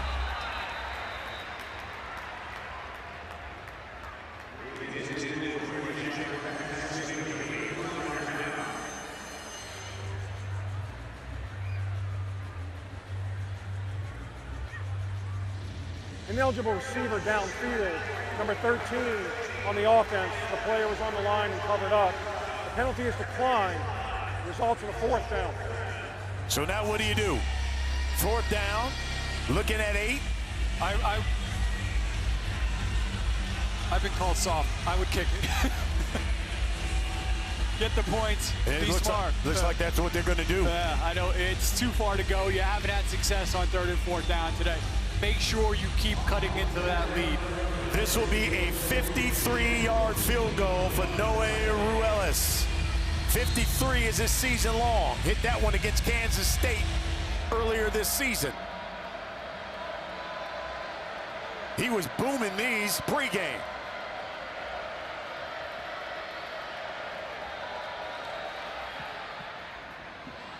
Got enough distance? No! Just short and no good. It remains 20-3 here in the 3rd quarter. Baylor.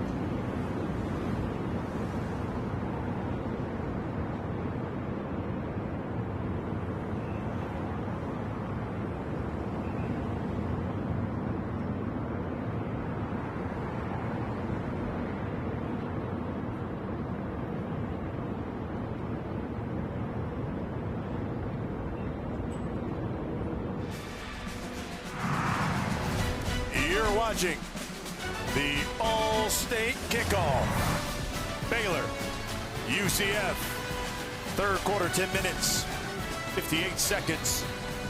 Baylor football, first time for them on offense here in the second half. Caden Knighton had a nice first half. Ran it 8 times for 58 yards. 9th carry goes for 7. Yeah, I mean, if you're Baylor, you certainly don't sit back, but certainly start to work, lean on that run game a little bit. Knighton again. Spins. Brought down at the 48. That's another 6-yard pickup. A little Madden action right Yeah, there. isn't it? Yeah. I don't know the button controllers, but pretty sure you can get them to do that. That's C. But you hit that C button, Yeah, yeah. man. Hit that spin.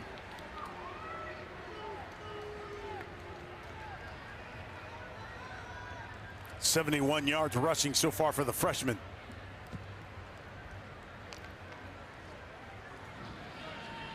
He hits that one. Cut back to the inside. Again, I really like, we haven't seen Michael Turner and Knighton's the other, really like the way he's run, shown good patience. I think they've got to develop more as blockers when they're in there, when they pass. But in terms of runners, and Michael Turner, number 23, he was an ESPN 300 player. Caden Knighton, he was a high 3-star. Those two certainly have ability. Knighton again. This is a young kid who you can see has a great future, really bright future here at Baylor, and they want him to run more between the tackles. He's busted a couple of them outside, but he's certainly doing that today. Yeah, just showing nice presence, pressing the line, great feet. Third down. Hit behind the line of scrimmage. Najee Kelly, first guy to meet him. Lost 2. Yeah, Kelly, who's flashed times, but been pretty quiet today for the impact player that he can be. Coming off the edge there to put them in this 4th down. Kelly's hell of a player, especially up front, along with Malachi Lawrence. In fact, Kelly during that bye week went back to his high school there at Dillard High School in Florida. Gave him a $10,000 donation. Joseph Dodds is back in the backfield. Robertson is going to take off and slide for a first down.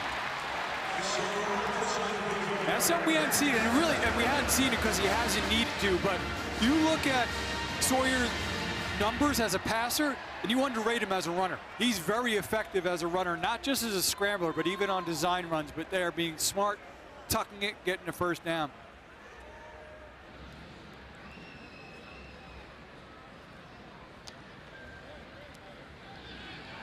Pressure off the edge. Robertson avoids that. On the run, throws, and incomplete.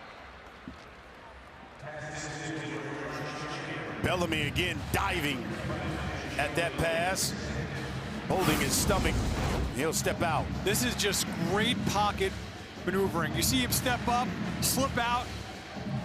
The only problem with this play, it wasn't a completion, but that defensive line really kind of squeezed things around him, and he really masterfully worked that pocket to be able to break outside. Nonetheless, the defense forced an incompletion. Yeah, Bellamy laid out to get a hand on that. You see him getting 10-2 on that one underneath the trig. Little 5-yard pickup. Third down coming here from Baylor. Bears 4 of 11 on third. They're making a more manageable third, but I also like get trig involved, getting touches. He'll go off the field on this one. Don't think that that's a flag on a play. One of the Baylor football players lost his towel.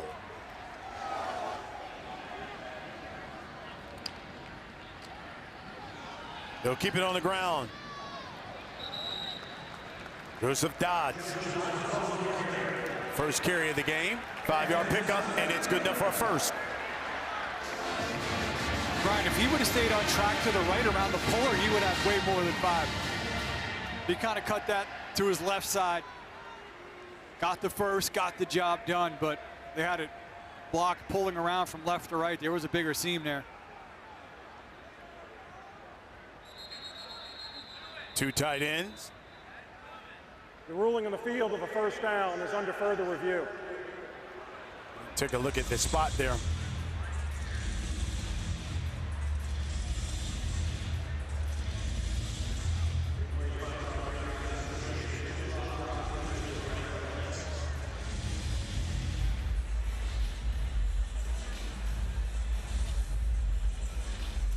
Got a feeling if you're UCF, especially from a defensive standpoint, this is a critical drive. You want to try to get some stop and get that football back for your offense. Ooh, nice balance there. Looked like he was going down. That elbow touches. Let's see, we'll get a good look here. He's going to keep his balance there. Move, that elbow is going to be the first to go down there, right around.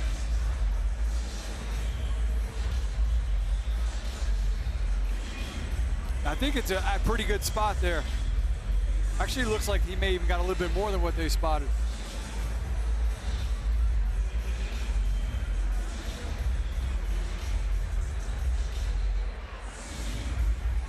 This Baylor offense, you want to talk about talent for the future, relying on 3 freshman running backs. You've seen a lot of Knighton, Dodds now. They've got Michael Turner as well to go along with Bryson Washington, who's the sophomore.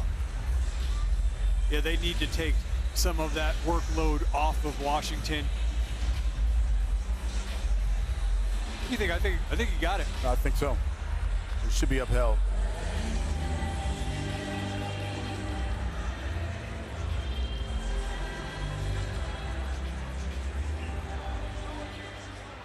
After further review, the ruling of a first down is upheld.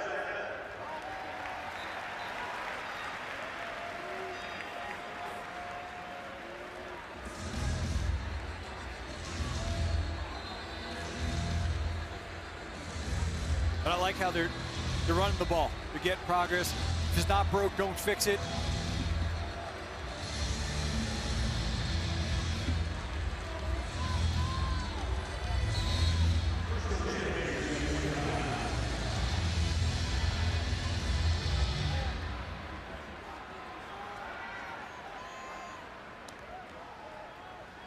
Swing this out. Hawkins. That is blown up. Kozlowski. That's a 5-yard loss by Baylor. Kozlowski doing a nice job reading that, beating the block. Like he beat one of the tight ends there. Read that. Make that tackle.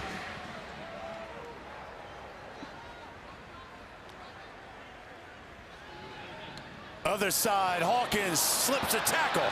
Got a blocker and then knocked backwards. Oh, what a hit. Braden Marshall came up and put a licking on it. He broke free from number 5, DJ Bell, just to take a bigger hit downfield. Looks like Bell's got him there. Can't hold on. Hawkins bites free, and then boom, he takes a big shot there.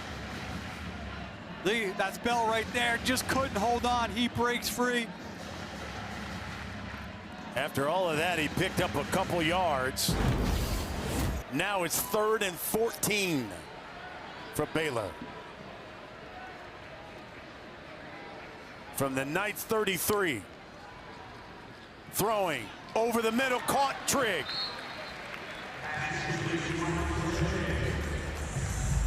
Short of a first down, 10-yard pickup. They'll be looking at 4th down and about 4. They're gonna kick, which I think is smart. Get those points, extend that lead. At the very least, maybe at the worst, you line up, maybe see if you can draw them off. But it's cutting right to the chase, getting that field goal unit on the field. It's Connor Hawkins. He's 2 for 3 so far today. This is from 41 yards. Missed from 47.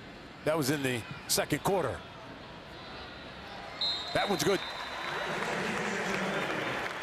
Lead is 20. 23-20. 4:28 left here in the third quarter. It's homecoming here at Baylor.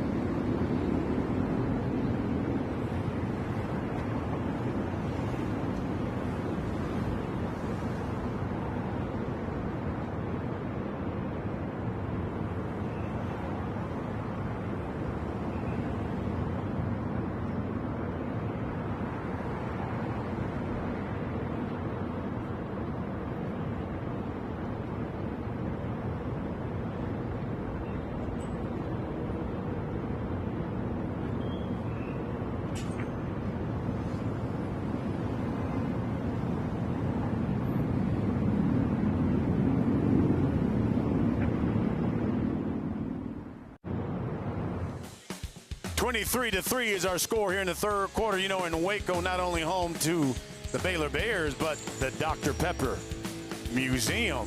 Oh, nothing better than coming to Texas and having an ice-cold Dr. Pepper. In fact, our Fansville College Football Update is brought to you by Dr. Pepper as you take a look at what the Texas teams are doing. How about A&M? I mean, Coach Elko's got these guys unbeaten. First time since '92. Tech, they invested a lot in NIL, and it's paying dividends. Texas, you see what they're doing with Vanderbilt. Houston is having themselves in the dogfight here today and ranked 22nd. First time in, was that 3 years? Been ranked this high. Look, even our crew likes an ice-cold Dr. Pepper. How come when I was in school, like, they would send me to the learning museums, never to like a doctor? That's the type of museum I wanted to go to. Here's Nixon again from inside the 5. Got to the 19 and push back.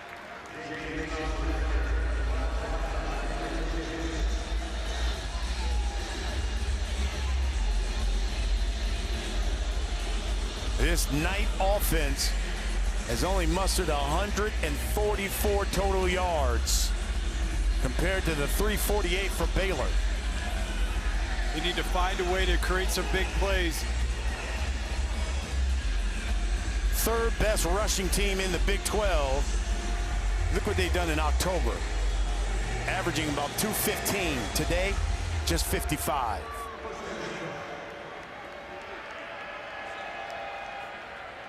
Here's Montgomery. Flag. Spins. Montgomery still on his feet. Still up. And brought down at the 35-yard down. Miles Montgomery.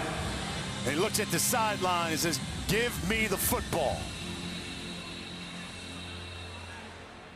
Personal foul, chop block. Number 58, 62, offense. At the distance to the goal line. Replay first. They kind of knew it. Everybody else started working their way downfield except those two. You see, you're going to be a little bit up top, right? In the corner of your screen. There you go. Yep. Just can't. Once you're engaged, the other player cannot go low. And as you mentioned, that was a great gain, negated. First and 20 now for the Knights. Well, underneath there to Max Drag, 5-yard pickup. Under 4 minutes left in the quarter.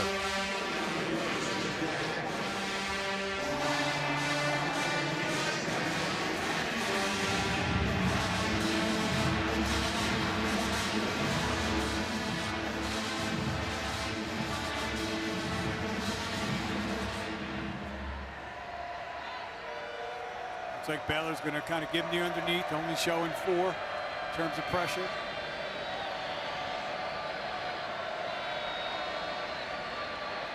Three on the play clock.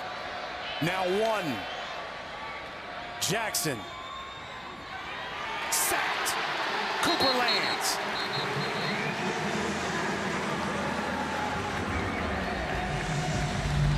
Five-yard loss.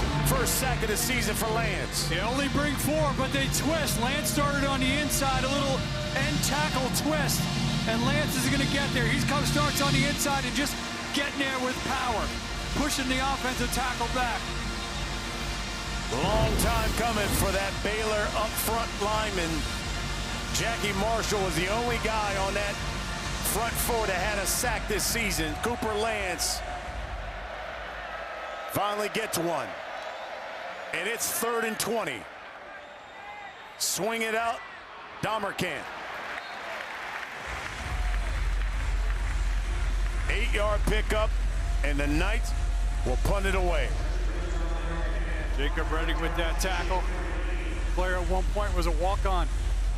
Actually came on Matt Paladge's radar when he was at Oregon. Wound up coming to Baylor. He was on a list of prospects to look at for preferred walk-ons. Went and saw him play basketball. Really impressed, and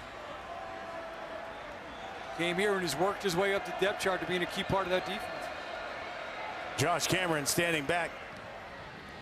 at his own 42. Calls for the fair catch. Takes a Baylor bounce. They down it at midfield. 32-yard punt. It'll be Baylor football when we come back. Up 20 over UCF.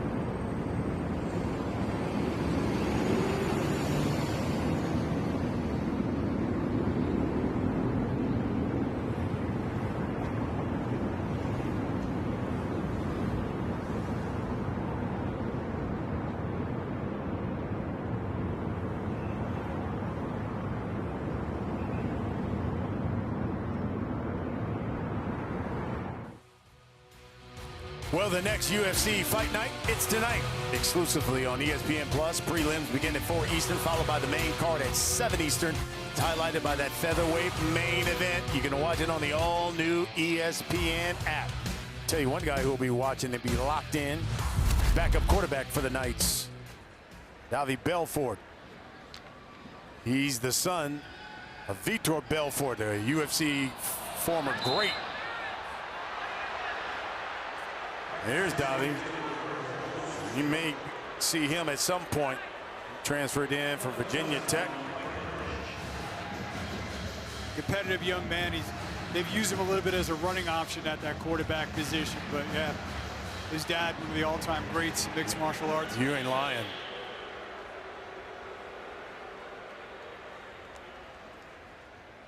Here's Washington.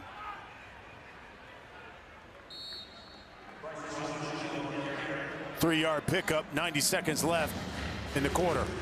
You know you want to keep the defense honest. They took that shot there, but I'd be at 12 and working this run game. They showed they could have some success. They've tried to work it downhill today. I really think overall that Baylor O-line has kind of outplayed that UCF D-line, which could be very good and has flashed at times, but they've been able to get yards on the ground. Here's Washington again.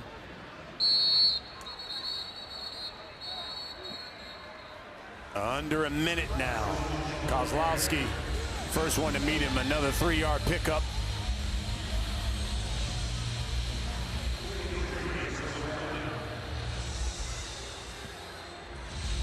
Fourth down coming for Baylor. In fact, Baylor is what, 2 for 2 on fourth down.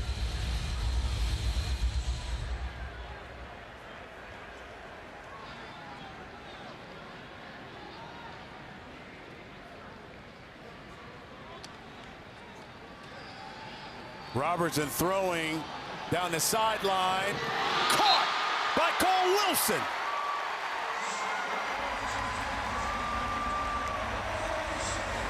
"38-yard pickup." As Sawyer Robertson, you want to talk about dropping the biscuit in the basket. That is the end of the third quarter. That's how you wrap up a quarter. Baylor defense pitches another shutout. They're up 20. Fourth quarter when we come back.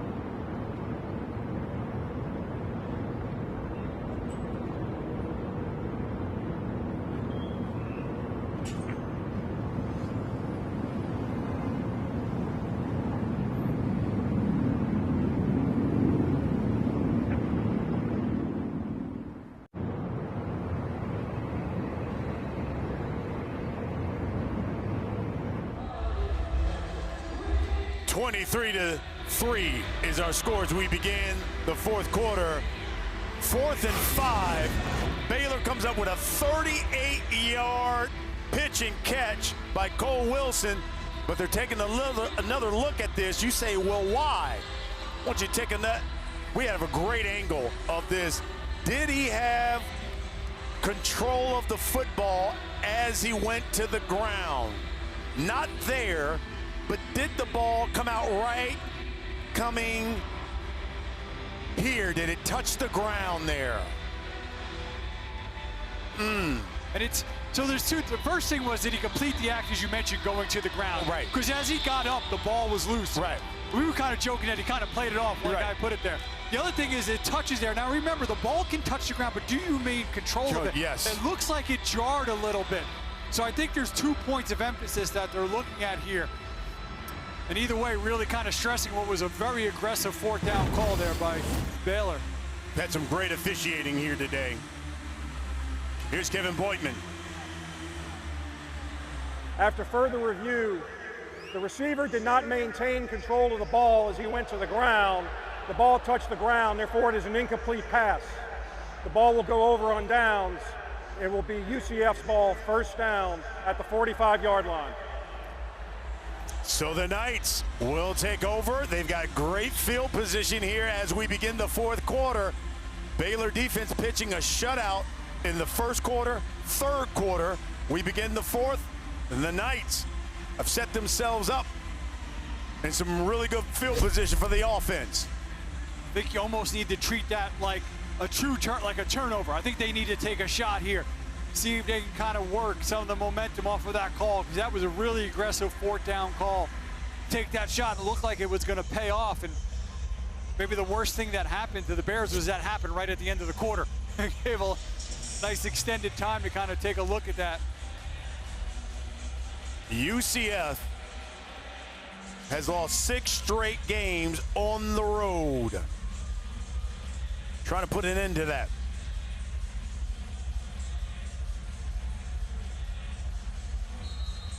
They got 1st and 10 from their own 45. Jackson going to throw it. Downfield, got a man. That's Speedy Thomas. They got the matchup they wanted. Speedy Thomas against the safety, Redding. 31-yard pickup. See Thomas working against the safety. That's what you want. Anytime you got a guy named Speedy, you want to get him on a safety. They did that, good protection.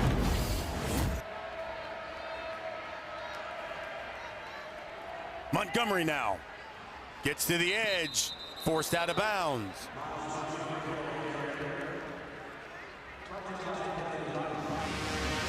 Three-yard pickup.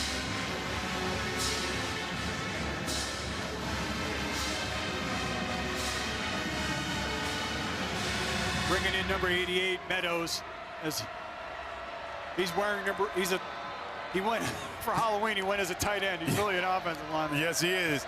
He's the backup right tackle, wears 58, but then sometimes he'll switch jerseys and wear 88 and play tight end. Jackson, play fake, back to Montgomery. He's got a first down.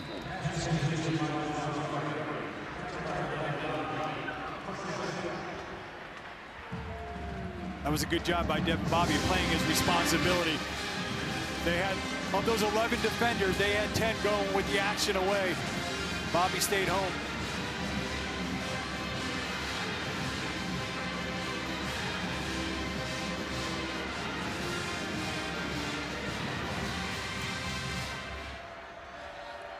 Inside the red zone. Jackson flips it. Speedy. He's inside the 10, brought down at the 8. They had some success with that play in the first quarter. Really hadn't seen it up until now. Working it back into the fold, setting up the second. Knights 0 for 1. And we got a false start in the red zone, and that's part of the reason. Start. Number 78, offense. 5-yard penalty. Those self-inflicted wounds.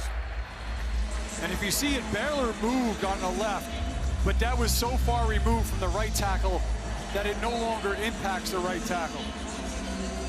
You can't say that he was drawn off. Has to be either from that defender, either head up or inside him, in order to put the emphasis on the defense.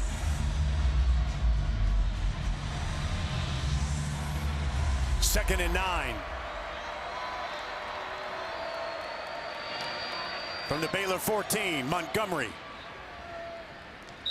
Inside the tackles, brought down at the 10.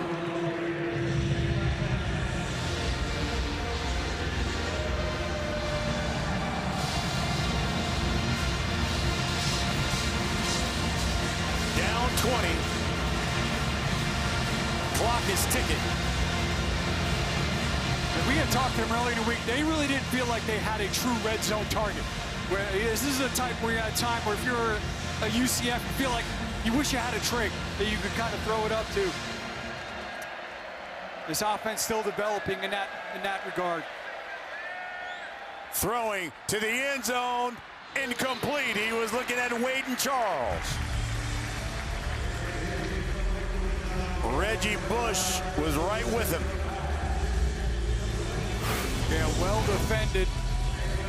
Again, they don't really have that tall, long target down here. Great effort there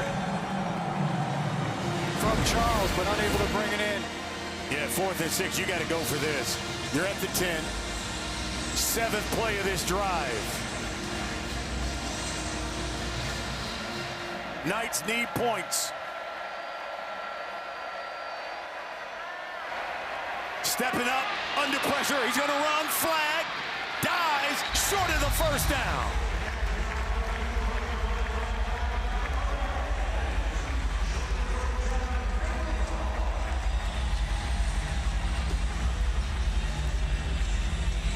They pick up the flag, turnover on downs. Baylor football up 20 when we come back.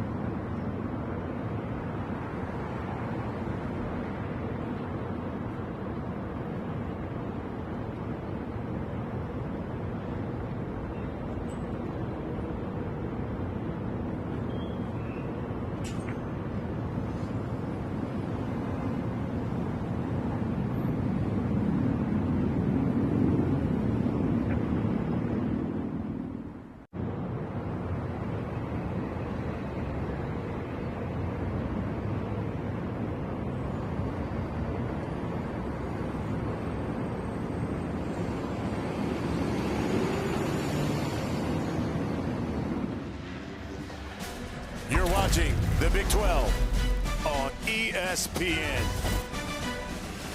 4th down stoppage by the Baylor defense. See, bringing the pressure, just constricting things around, and there was an escape route there for Jackson, but the defense doing a good job of rallying. Baylor with the football. Knighton breaks a tackle.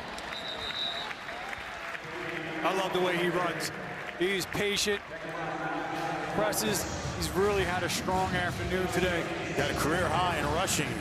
Caden Knighton, the freshman. 14 carries, 85 yards.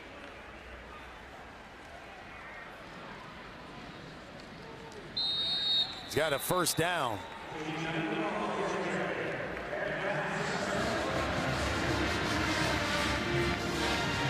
Again, that O-line, I can't emphasize enough. Again, this is an O-line unit that went through a coaching change this week.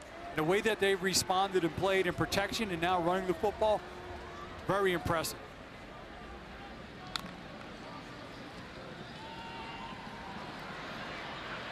Robertson steps out of the pocket and keeps it. He's got a first down and more. Tiptoes down the sideline. And they say he steps out at the 35. Talking about fleet of foot. Yes. Robertson, he's effective as a runner. Here flushed out. keeps it. He's like he's going to go out of bounds. Like, well, there I got some green and some blockers in front of me. I'm going to keep going. 16-yard pickup. Wow, the senior out of Lubbock.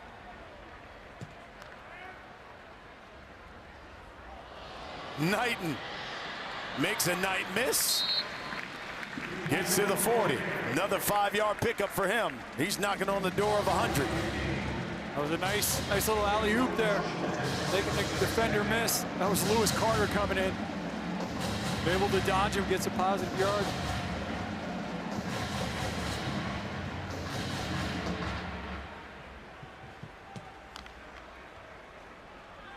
Quickly, Ashton Hawkins driven back.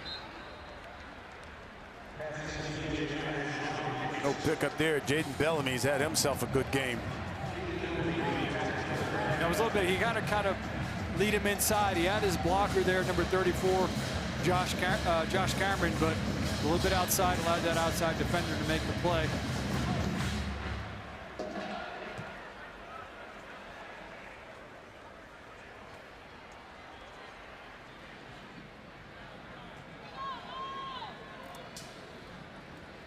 They'll use up as much of the clock as they can here on this 3rd and 5.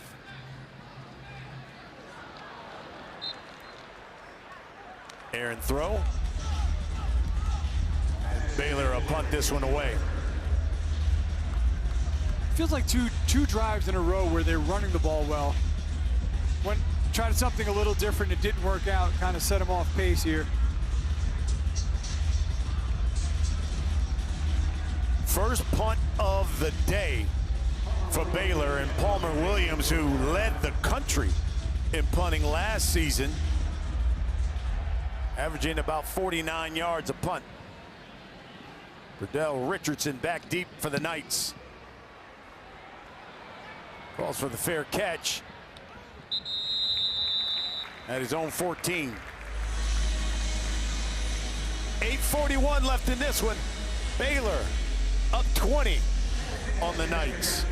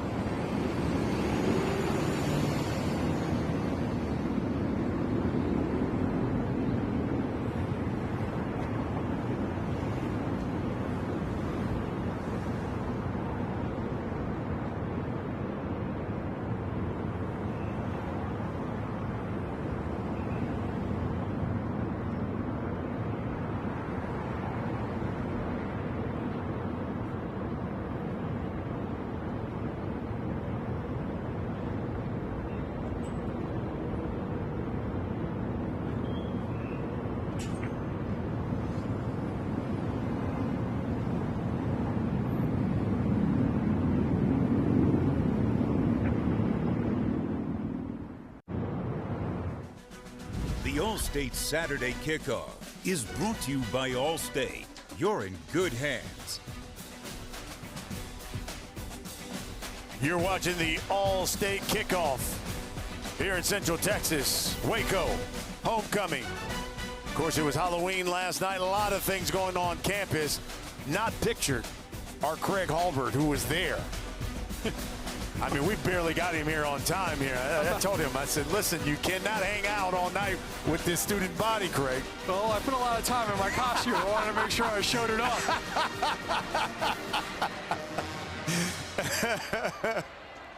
8:41 left here in the fourth quarter. Yeah, we both shaved our heads here for Halloween. And most of the year, I got a full head of hair. That's right. One of the bald guy this year. Yeah. Throwing and overshoots his target. He was looking at Speedy Thomas, was David Jackson, incomplete. And he's trying to tell him, look, go, keep going.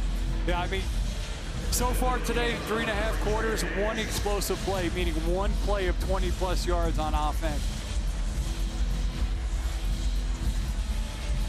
Fewest points that UCF has scored this season is 11, and that was against Cincinnati. So far, they've just put 3 on the board.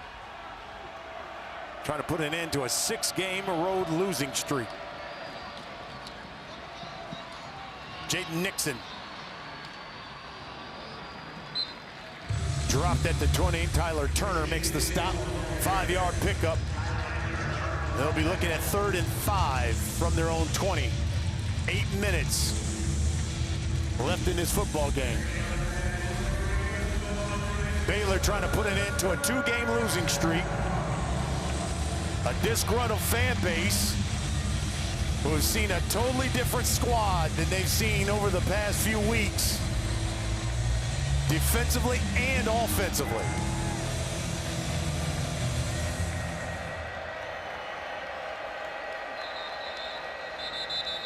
Coach Aranda is going to call a timeout. Timeout, Baylor. Their first of the half. There will be 30 seconds. Well, coming up tonight at 7:30 Eastern on ABC. And, of course, you can catch it on the all-new ESPN app. Final game of a triple header we've got for you. You got 14th-ranked Tennessee, 18th-ranked Oklahoma, and this one goes down in Knoxville. Oklahoma, of course, coming off that loss to Ole Miss. Tennessee, this is a big game for both of those programs, especially from a playoff standpoint. College football playoff rankings come out on Tuesday. See how those fall and then continue to change. It's been a crazy season. Only thing I can tell you about those first rankings is if your team's not high, don't panic. Plenty of football will still be played. Both of these programs looking to get some momentum going here. It's why this game is so important for both of them. Both with 4 wins, and both want to be bowl eligible, trying to get to that 6. And especially for UCF, because UCF has got some ranked opponents here coming up.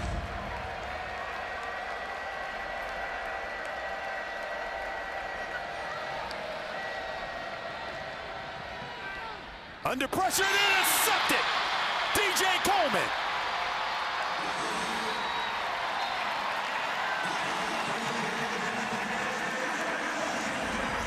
His first pick of the season. The junior out of Mesquite.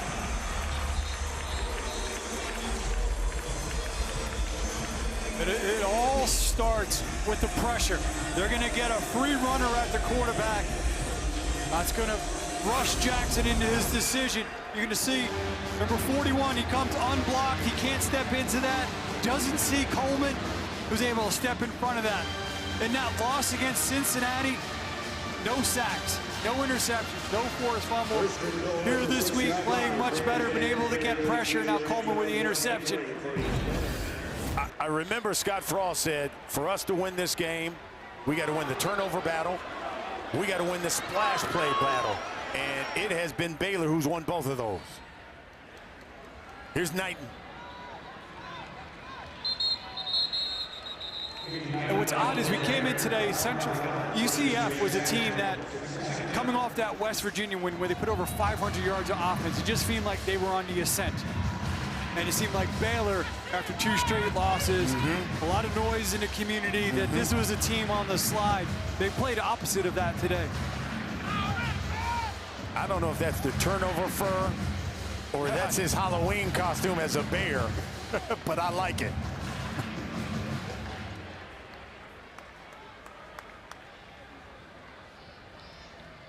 Second and goal.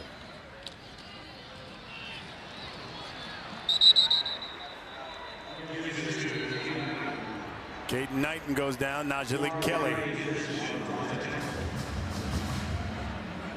Loss of 2.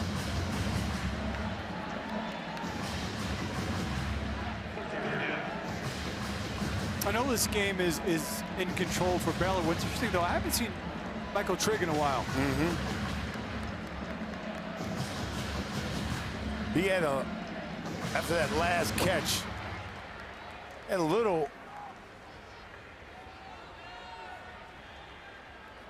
something in his giddy-up when he hopped off to the sideline. Robertson, still throw, rolling, throws to the end zone, he got him. Cole Wilson said, I caught that one. Review it if you want. I dare you.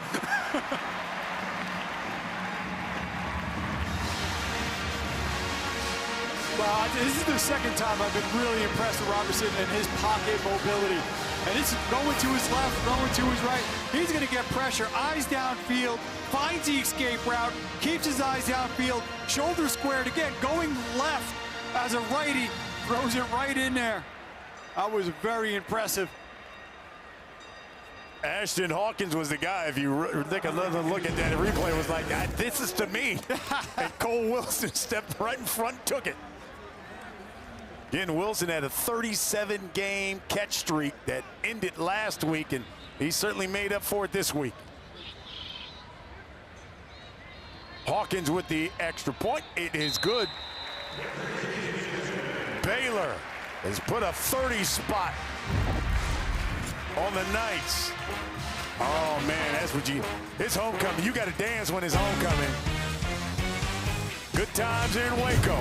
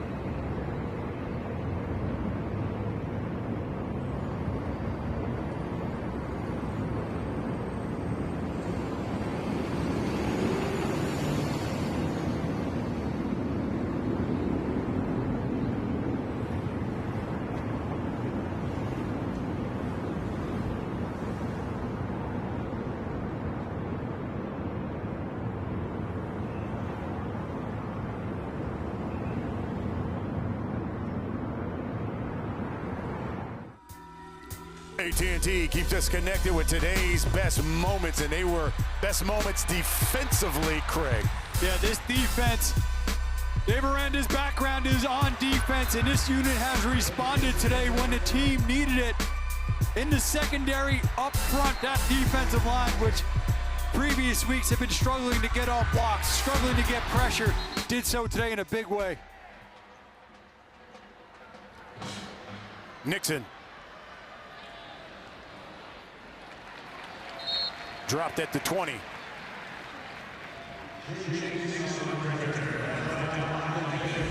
Saw those defensive plays. Let's not forget what DJ Coleman did with that interception here. Yeah, stepping in front with the pressure coming from the free blitzer.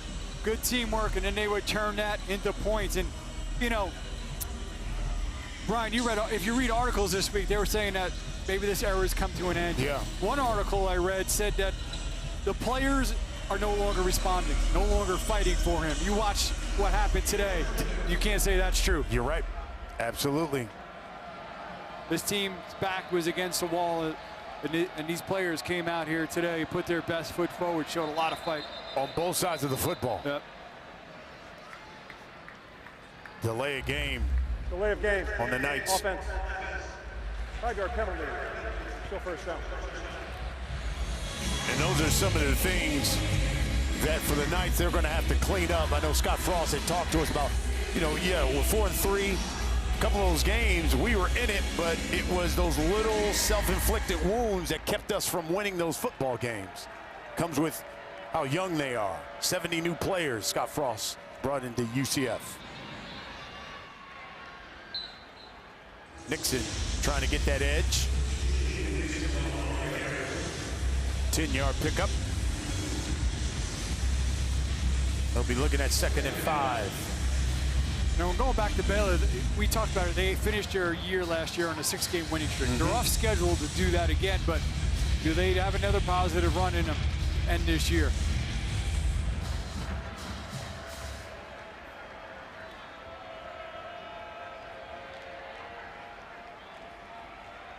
Montgomery. Flag.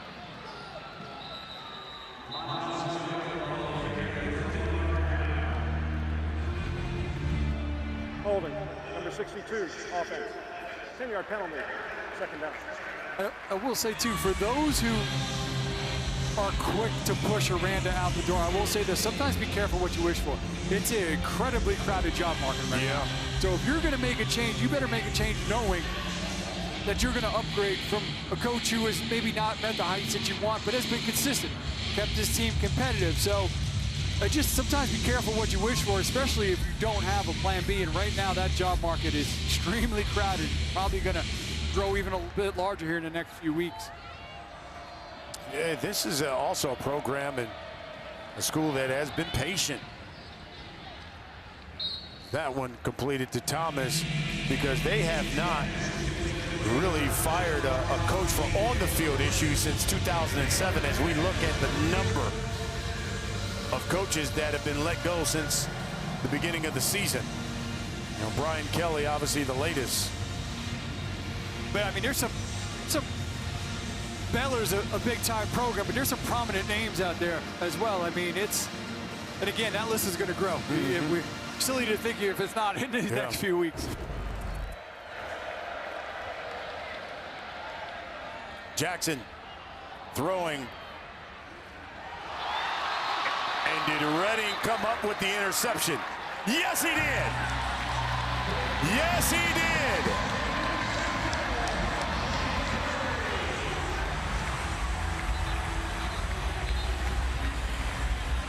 A high school multi-sport athlete. One of those was basketball here in place for the rebound. Result of the play is an interception. First down, Baylor. Taking the shot down the side. You see number 38 working. He's tracking it. Got his foot. Oh, that toe's in.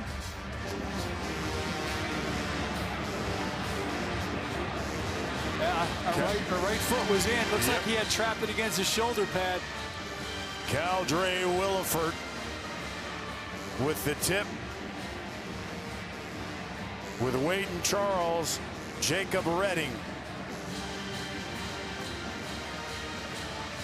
Comes down with it. Third interception of the season for Jacob Redding. Great coverage there from Williford. An outstanding hustle from Redding.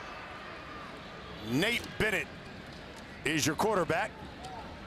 Checks in.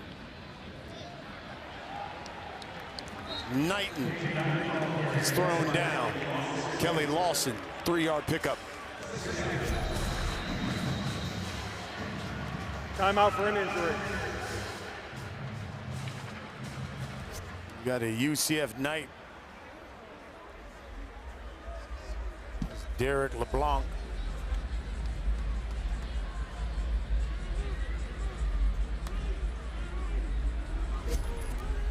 LeBlanc, who had what was ultimately ruled as a fumble recovery earlier in the game off of the pressure from Malachi Lawrence.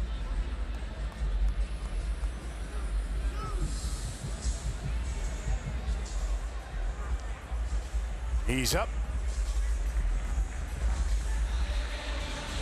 He's going to walk off under his own power.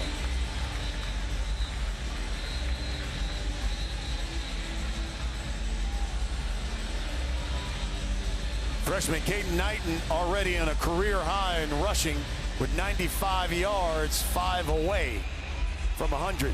As you look at Nate Bennett, backup quarterback, he's a redshirt freshman out of California. They love him. They said, man, the kid is a big arm out. Gunslinger is what Coach Aranda and his staff called him.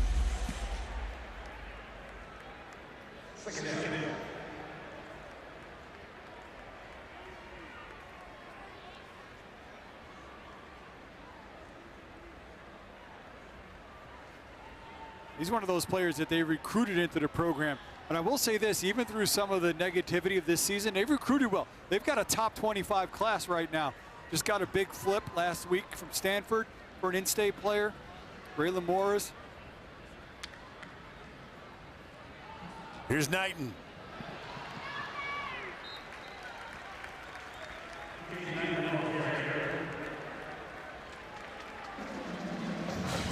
Six-yard pickup. That should put him over 100.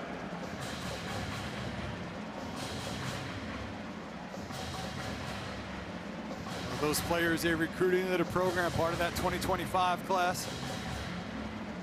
I'm getting some freshmen starting to play, starting to contribute. Caleb Burns, number 41, one of those players on defense, a freshman who's earned a lot of playing time.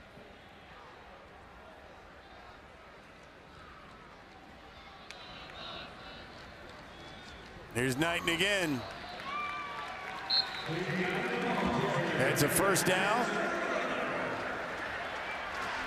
He's a happy camper. He's got over 100 yards rushing. Career high for him. What afternoon he's had. That's better than any piece of candy you got yesterday. You're right. You're absolutely right.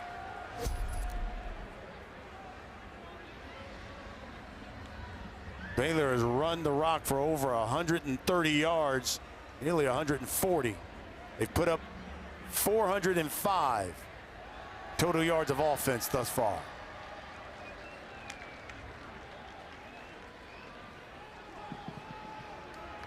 Dodge pushes the Powell forward. And we've come to the 2-minute timeout. Baylor, 2 minutes away from their fifth victory of the season.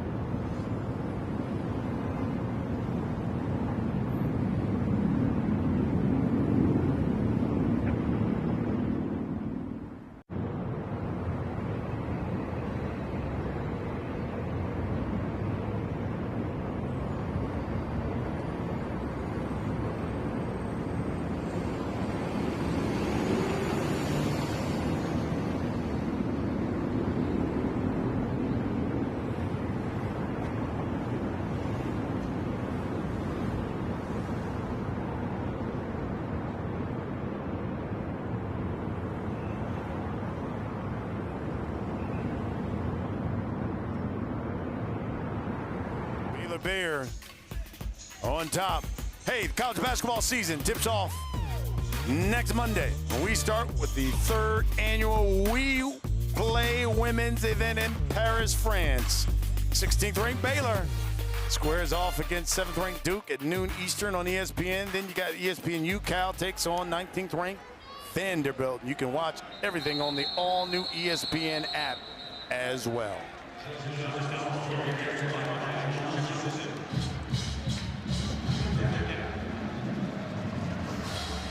We see some of those big guys again. I think really you got to give a hat tip to that unit up front. Coaching change amongst that unit this week, and really responded well, really played well.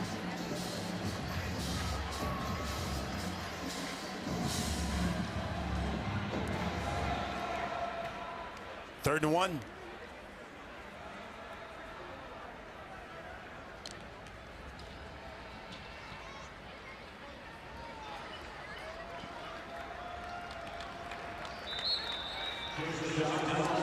As you take a look here at Baylor and the Bears, see if they can replicate this the rest of the season. They're a minute away from getting their 5th victory. Look, they got a Utah squad who, Utah's got a really big one today. Game day was there, obviously. Arizona and then Houston. Houston's losing to West Virginia right now. How about that? How about that?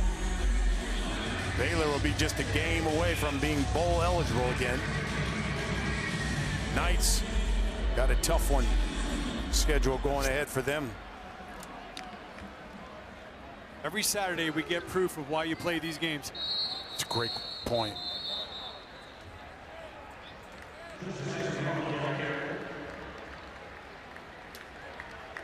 So Baylor will go to 5-4. UCF will go to 4-4 on the season. That road losing streak now extends to 7 for the Knights. Baylor and Dave Aranda. Stingy defense. They haven't allowed the fewest, this is the fewest point they've given up since 2006. And look at the smile on Dave Aranda's face. That's good to see. Yeah, I think he's got to be proud of the way his team responded. They changed some things up in practice this week. They found a formula that worked. Now can they repeat it? But a great response to really what has been a tough week. Baylor gets the victory. They put up 417 yards on offense. Go along with 30 points. Meanwhile, defensively, man, they only gave up 151 through the air and just 74 on the ground. It was homecoming. And it was Baylor coming up victorious, putting an end to a 2-game losing streak. They win it 30-3 here in Waco. For Craig Hubbard, I'm Brian Custer. Good night from Waco, Texas.